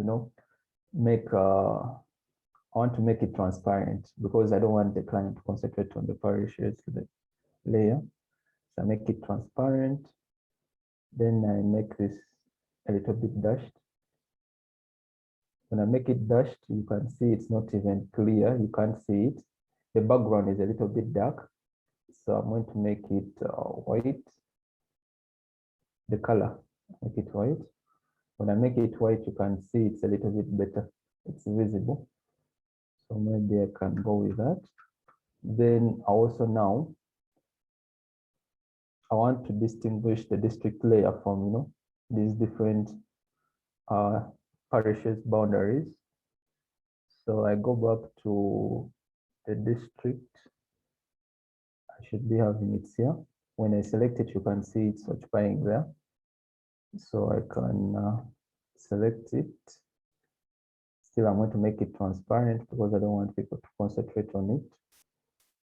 And also when I apply, you can still, there's no difference. I'm going to still make it white. Then I increase the width of it. You can see now it's a little bit better. So to zoom into this specific area, forgot to know it is. There's this area here.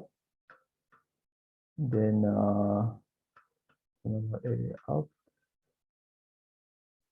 Just yeah, you see. There's another area here up, but it's too little, so doesn't bring it out well. But let me concentrate on here, maybe in one of these parishes, this one.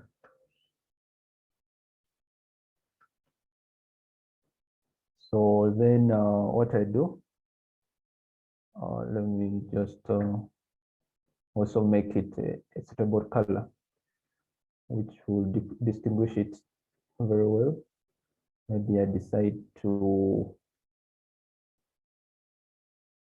make it, you see this hashed. It is hashed, but it's in black.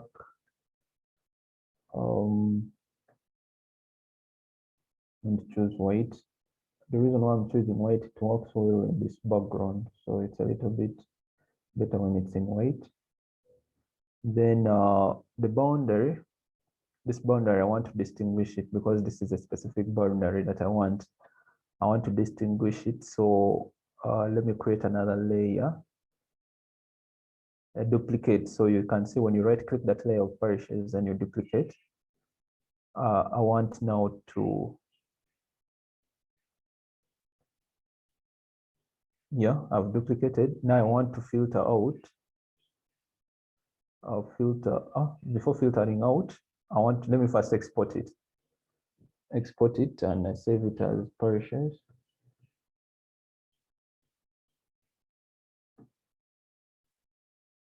Yeah, those are the parishes. Then I'm going to filter out,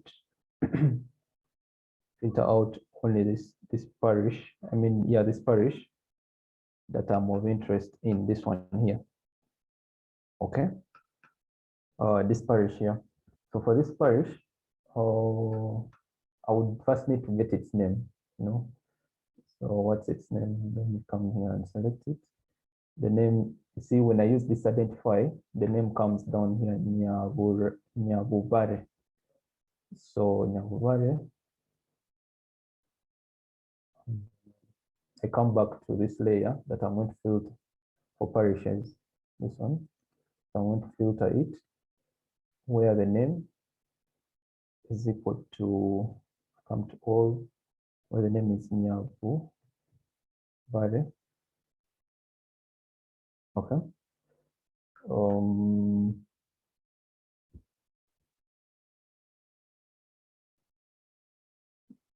Let me also make it transparent.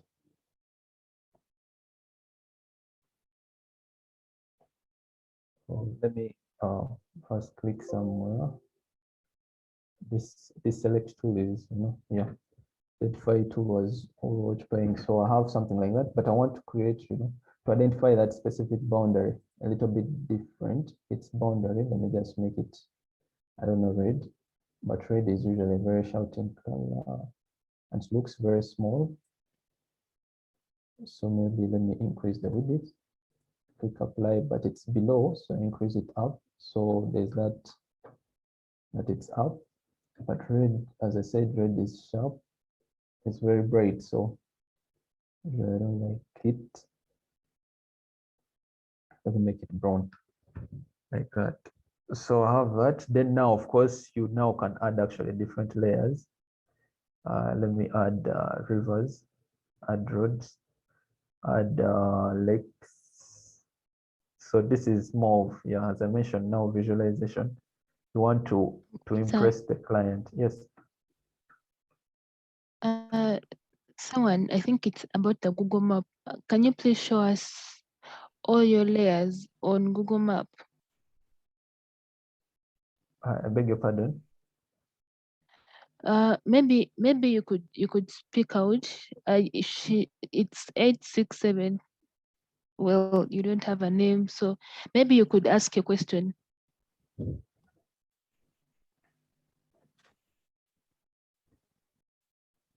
Okay, as the question is coming, I'm going to change the color of the lakes, because you know the lakes are supposed to be in blue. There's no lake which is that color. Kisa and David has a hand as well. Okay, all right. Yes, David. Well, mine is a little, might be off topic. I thought I would make use of the Q&A, the 30 minutes, the beyond 7. Is there a way we can clean the shape files? For example, if you look at the shape of Rubirizi, there is an arm that stretches into, I think, the lake or something. Like this? No. This one? There is, yes. So is there a way one can probably do some trimming of the sorts? I don't know. How you can trim? But that district, is still the district. Yeah, it's still the district. Area. It's just like, yeah, the district boundary goes into some part of the lake is in the village district. Yeah. Yeah. Okay. Thank you. So I'm now, of course, here just changing colors, just colors. The road usually is this topo road. It works well. Then the river, there's topo hydrology. Then yeah, topo hydrology. See it, that color blue. Then you can label. You know, if you've looked at those topo maps, they are usually labeled. You can also decide to label it with the name. Then placement, text usually, labels are usually, especially for if you looked at those topos, they look nice with Times New Romans. Then the how it is placed. When I click apply, you can, I don't know, the name is here, but you see it is not visible. So even that color, I'm going to put white. So you just have to be a little bit alert, white. But you see how the name is usually supposed to be around. There's an option for it to move with the feature. It's, I think, under here. It should be curved, I think, curved. So you can see now the name is curved around the feature. Okay, around the feature. So now after you creating your visualizations, then you come and create a layout, and you print layout. Then okay. Then you add now the map. Like that.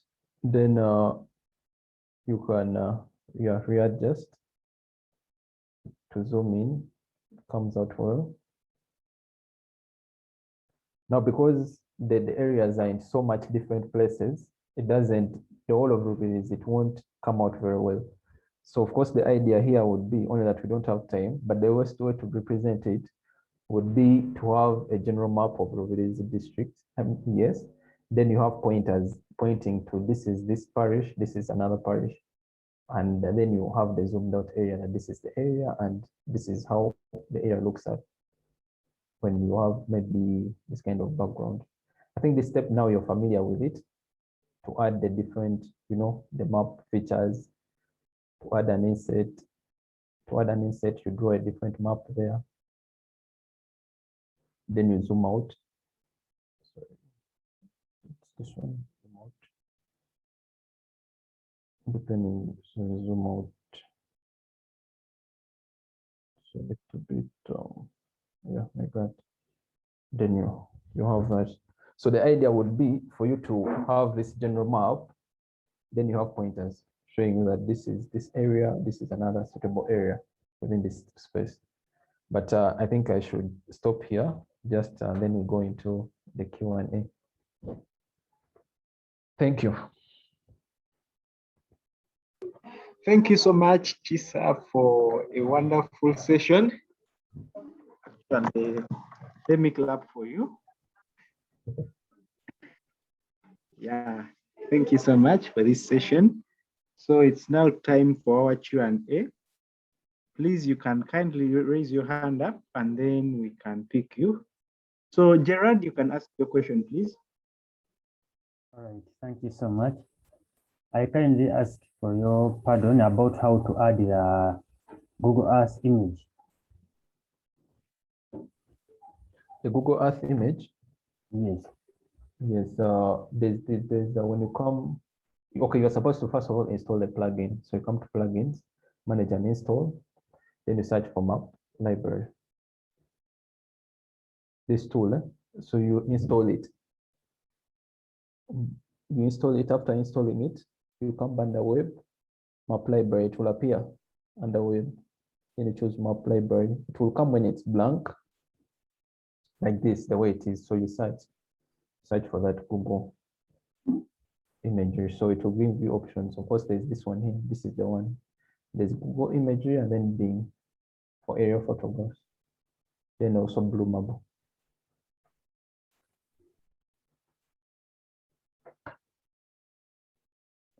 So, Right, thank you. Gerard, is your hand down now? You can see it's Yes. still up. Thank you. So, who else is raising up their hand? You have a question from the chat box. Could you please, let me see. Maybe someone is asking whether you could add a legend. I think you can. I think Yes, you can add a legend. Yeah. The reason why I haven't done this is because I thought maybe you're familiar. The legend is here. So you add it, but you have to be careful. You know, when you're presenting these things, you have to ensure that it comes out very well. And, you know, such that, you know, your map speaks, like if you really know how to do it or you don't know how to do it. So of course you see the legend is very big, but you can remove them. I think usually come to auto update here, you deselect it, then you remove layers. I think some of them you don't need them to appear in the legend. Even the Google satellite, you don't need it. These layers of accept, slope, all these ones, you remove them.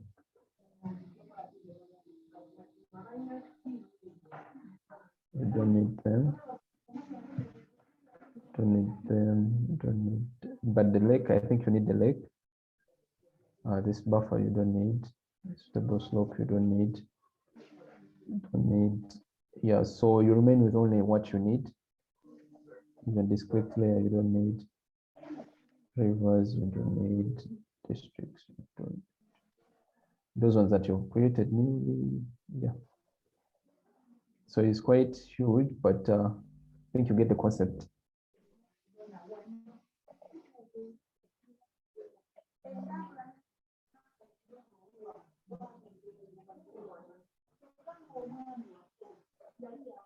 Yes, I remain with this, but then of course you see it's also very big.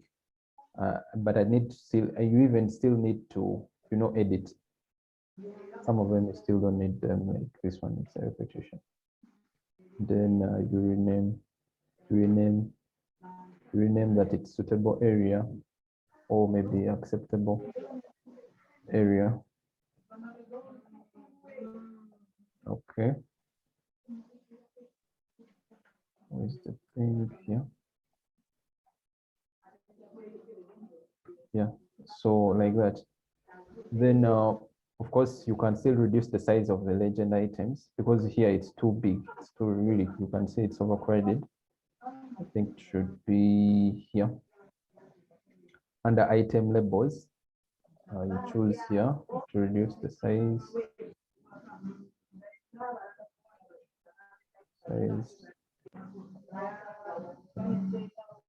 Then even I think here.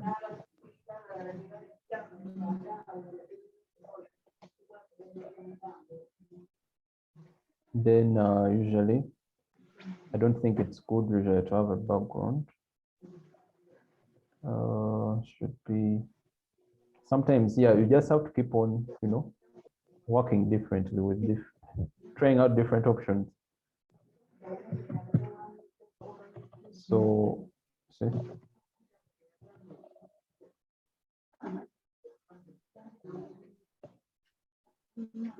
Then you have your legend, then you add the key, I mean the title.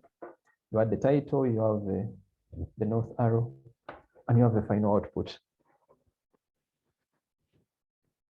Is that okay? The scale Yes, bar, sir. Okay. Okay. It's okay. the scale bar, the north arrow. What I'm trying to bring here is that the final output is not the analysis. The final output has to be in form of a map, which of course By the way, still has to Chisa. come out very nice. Yes. By the way, Chisa. Yes. Someone is asking here, do you have an already made map which you could share with the client? Yes, I'm going to share it in the folder. Yes, please. Yes. Then you'll work around that. Thank you so much. That will be like the final output you should be able to come up with.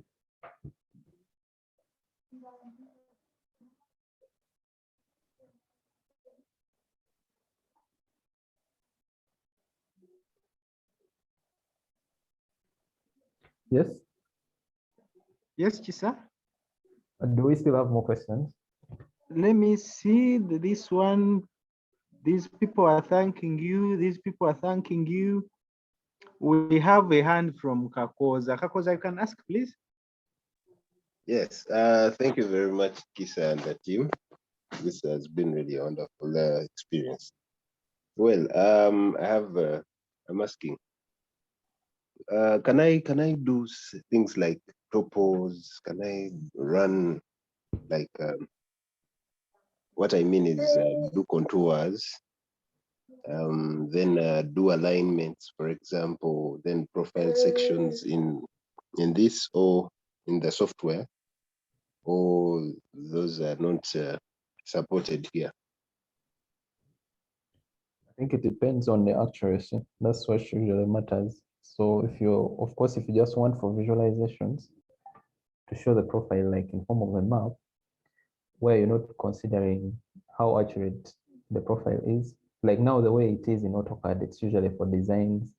And of course, you know that whatever you're going to design, those same values that you've used for design, you're going to set them out in the field. Now here, of course, you're not going to use the values that you've made from your data. The accuracy, of course, you can use them, but the accuracies are it's much less than for those specific softwares that can do that. But yes, the tools that can help you do that, especially I know the profile, creating a profile in case you have a terrain data set, and then maybe you want to create a profile along the road and see how the road is changed, how the elevation is changing along the road. It's there, but of course, depends on the application. That's what it is you should think about.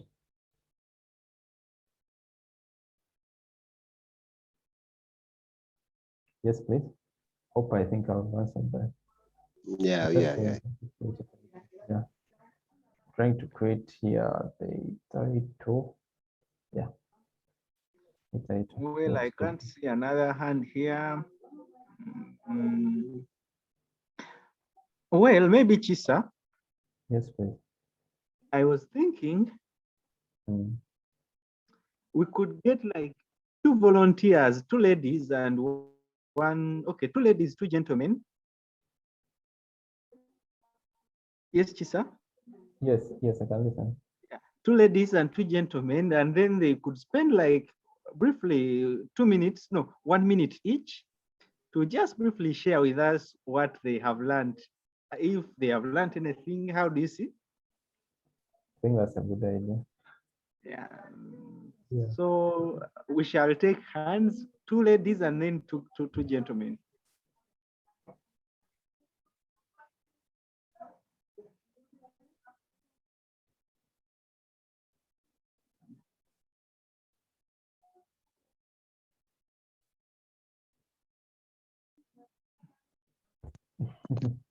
I don't know. Do we have to put up hands? Fine, No, you you can don't have continue, to. please. Okay. Yes, this is David again. Well, for me personally, I've been doing some control network diagrams. I have, okay, mostly I've been trying to do them under AutoCAD and what have you. But I see GIS produces very beautiful maps, Yes, which please. I do. And Yes, please. I think moving forward, I'll be trying to do this, produce this for the client and submissions maybe. Yes, please. I'll be producing them using this QGIS. Then the animating maps, man. That was another one. So I've really learned a lot. Some of these things I can't say I can currently do them off like, Mm. but with practice, I think I intend to do a lot of practice, do a lot of research on QGIS, venture deep. Yesterday I was challenged with programming thing. Yeah, so I'm also looking into it, how best I can improve my skills there in that line. Yes, please. Yeah, I'm looking at venturing into the Python programming refresher course. I don't know. Yes, please. Yeah. Thank you so much, David. Thank you so much for that positive response. We were also much humbled to have you in this boot camp, and it is our pleasure to see that at least you have learned something. So, Paul Joshua Gwal, please, you can unmute and say something. Yes, hello, just let me hope you can hear me.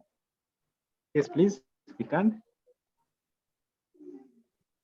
I just want to give my vote of thanks to Chisa, Esse, Remy for the 5-day training. I never thought I would come to the end of it. It looks so many of the days, but yeah. Yes, please. Yes, please. Also, thank you. You really changed my views a lot towards GIS and especially QGIS in particular. There's been a nice journey through the training. People have really trained as well. Yeah, they just great. My best highlights of the training, as the first speaker said, it's always going to be the time animated series, the maps, those animated maps was just. Yes, please, Pajosh. Just wonderful. Thank you so much. You're welcome. Thank you so much, Pajosh. Actually, Pajosh is one of the students at the Department of Geomatics and Management, and he's like brother to me. Thank you so much, Pajosh, for attending this session. You're welcome. Yes, to have you welcome. here. Yes, Pajosh. So may we get please two ladies?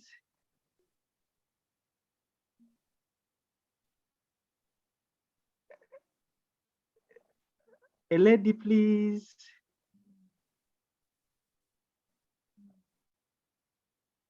Meanwhile, as the lady is coming, someone is thanking Abaho Duncan. This is Charles Kabango. He's thanking Abaho Duncan for encouraging him to attend this training. Duncan, thank you so much for supporting a brother and reminding him. Please, ladies.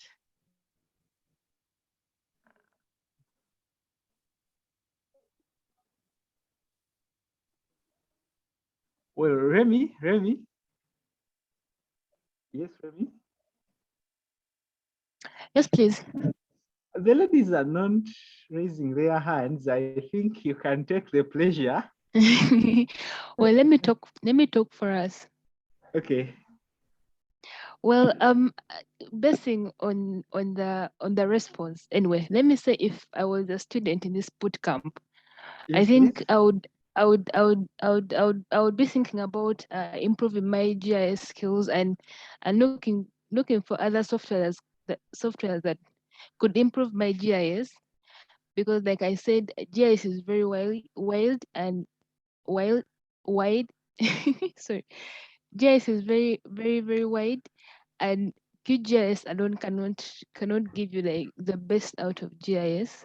So this is just a startup for anyone that is venturing into GIS, and looking forward, we shall. I think this is something nice that we should be doing. And now that we have a community that is really interested in GIS, I think I'm proud to call these guys resilience mappers, right? Yeah. So personally, I've learned a lot from this bootcamp, tools that I didn't know, tools that you guys have taught, and I'd never thought that existed in GIS. So Yes, what am I please. driving at is that we learn every day, like as well as Mr. Makabai said, that you cannot know everything. So if you have an opportunity to learn, then you learn. You don't just throw it away. Yes, And please. I'm very happy we made this such a number. Like we all didn't think we would make this big number, Yes, but please. yeah, it all comes back to God's grace that we've been able to transfer knowledge to such a big number of guys who are also very interested. Otherwise, we would have had like 71 on day one and then have like 30 on day two, because maybe we're not informing, right? So I also appreciate you guys for pushing through, for being patient, and also for being very patient with us. Also for really, it's all about the patience and the good heart that you guys have shown on the platform. Yeah, well, some of us are like slow at learning and want to do like I want to do what the teacher is doing. My friend Priscilla, I know and by the way, she's very good at learning because she always calls me here and there to ask me a few questions about the previous studies. So also, thank you so much for being that, Priscilla. You're welcome. You're welcome. Okay, I know some guys got a little impatient, but still, it's a big class, so we expect this. But also, thank you so much for being patient. Thank you for signing up for this bootcamp. And we are proud to call you guys resilience mappers, as you've been with us for the whole week. I don't know, I won't stop talking. I think David my minute Kakoza has a hand.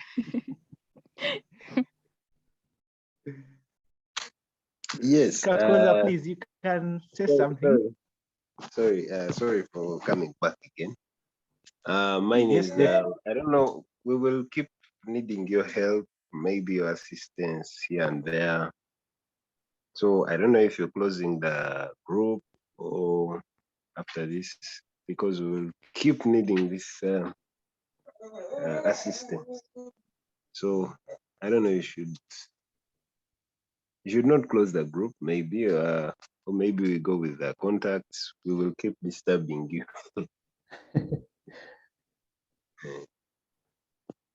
I think the group will be active. That's what I really think.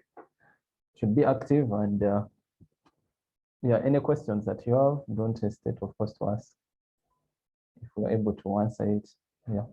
And also be patient with us. Sometimes, you might be busy and then we get back to you late. So just also be patient.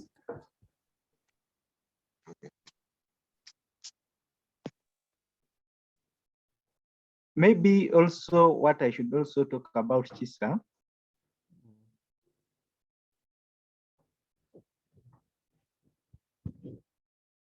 Yes, sir. What I wanted to say is that let us also try to use the WhatsApp group in the most appropriate way. You know what usually drives people down is when we start posting off-topic stuff.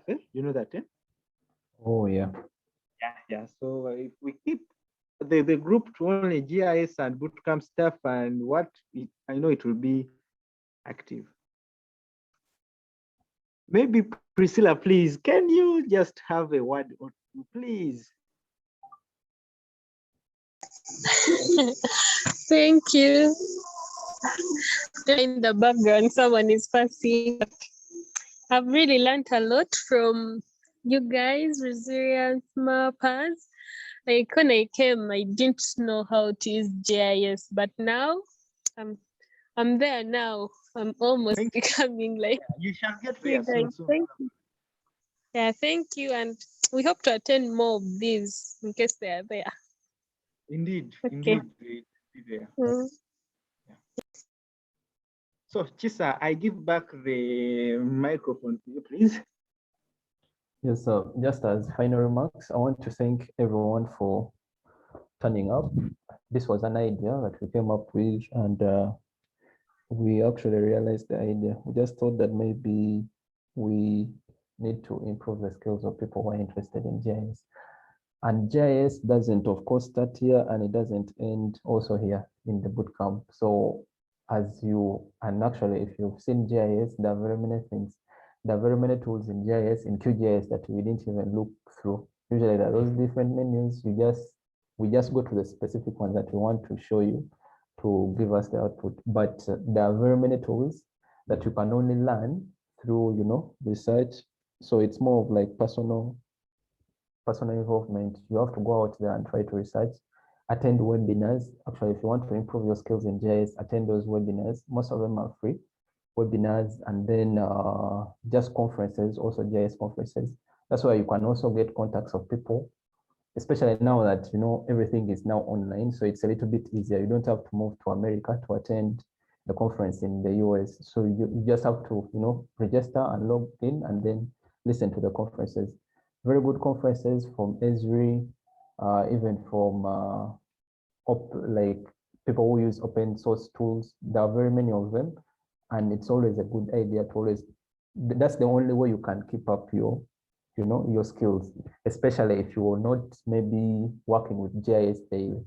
For example, most of the people maybe who came for this training, it was your first time to learn about GIS, but you've just been hearing GIS. Even after the boot camp, you may not be able to continue doing GIS work because the training is done and you don't have any project to engage you on to work on GIS. So the only way you can keep having that knowledge with you is to look for resources, look for webinars, look for training, for trainings that are there, and attend them. That's the only way you can, and conferences, only way you can keep up and at least keep the knowledge inside you, such that you don't forget, and maybe the next time again, maybe you get maybe a job in GIS and you've totally forgotten. Yeah, that's my advice to also the participants. Thank you.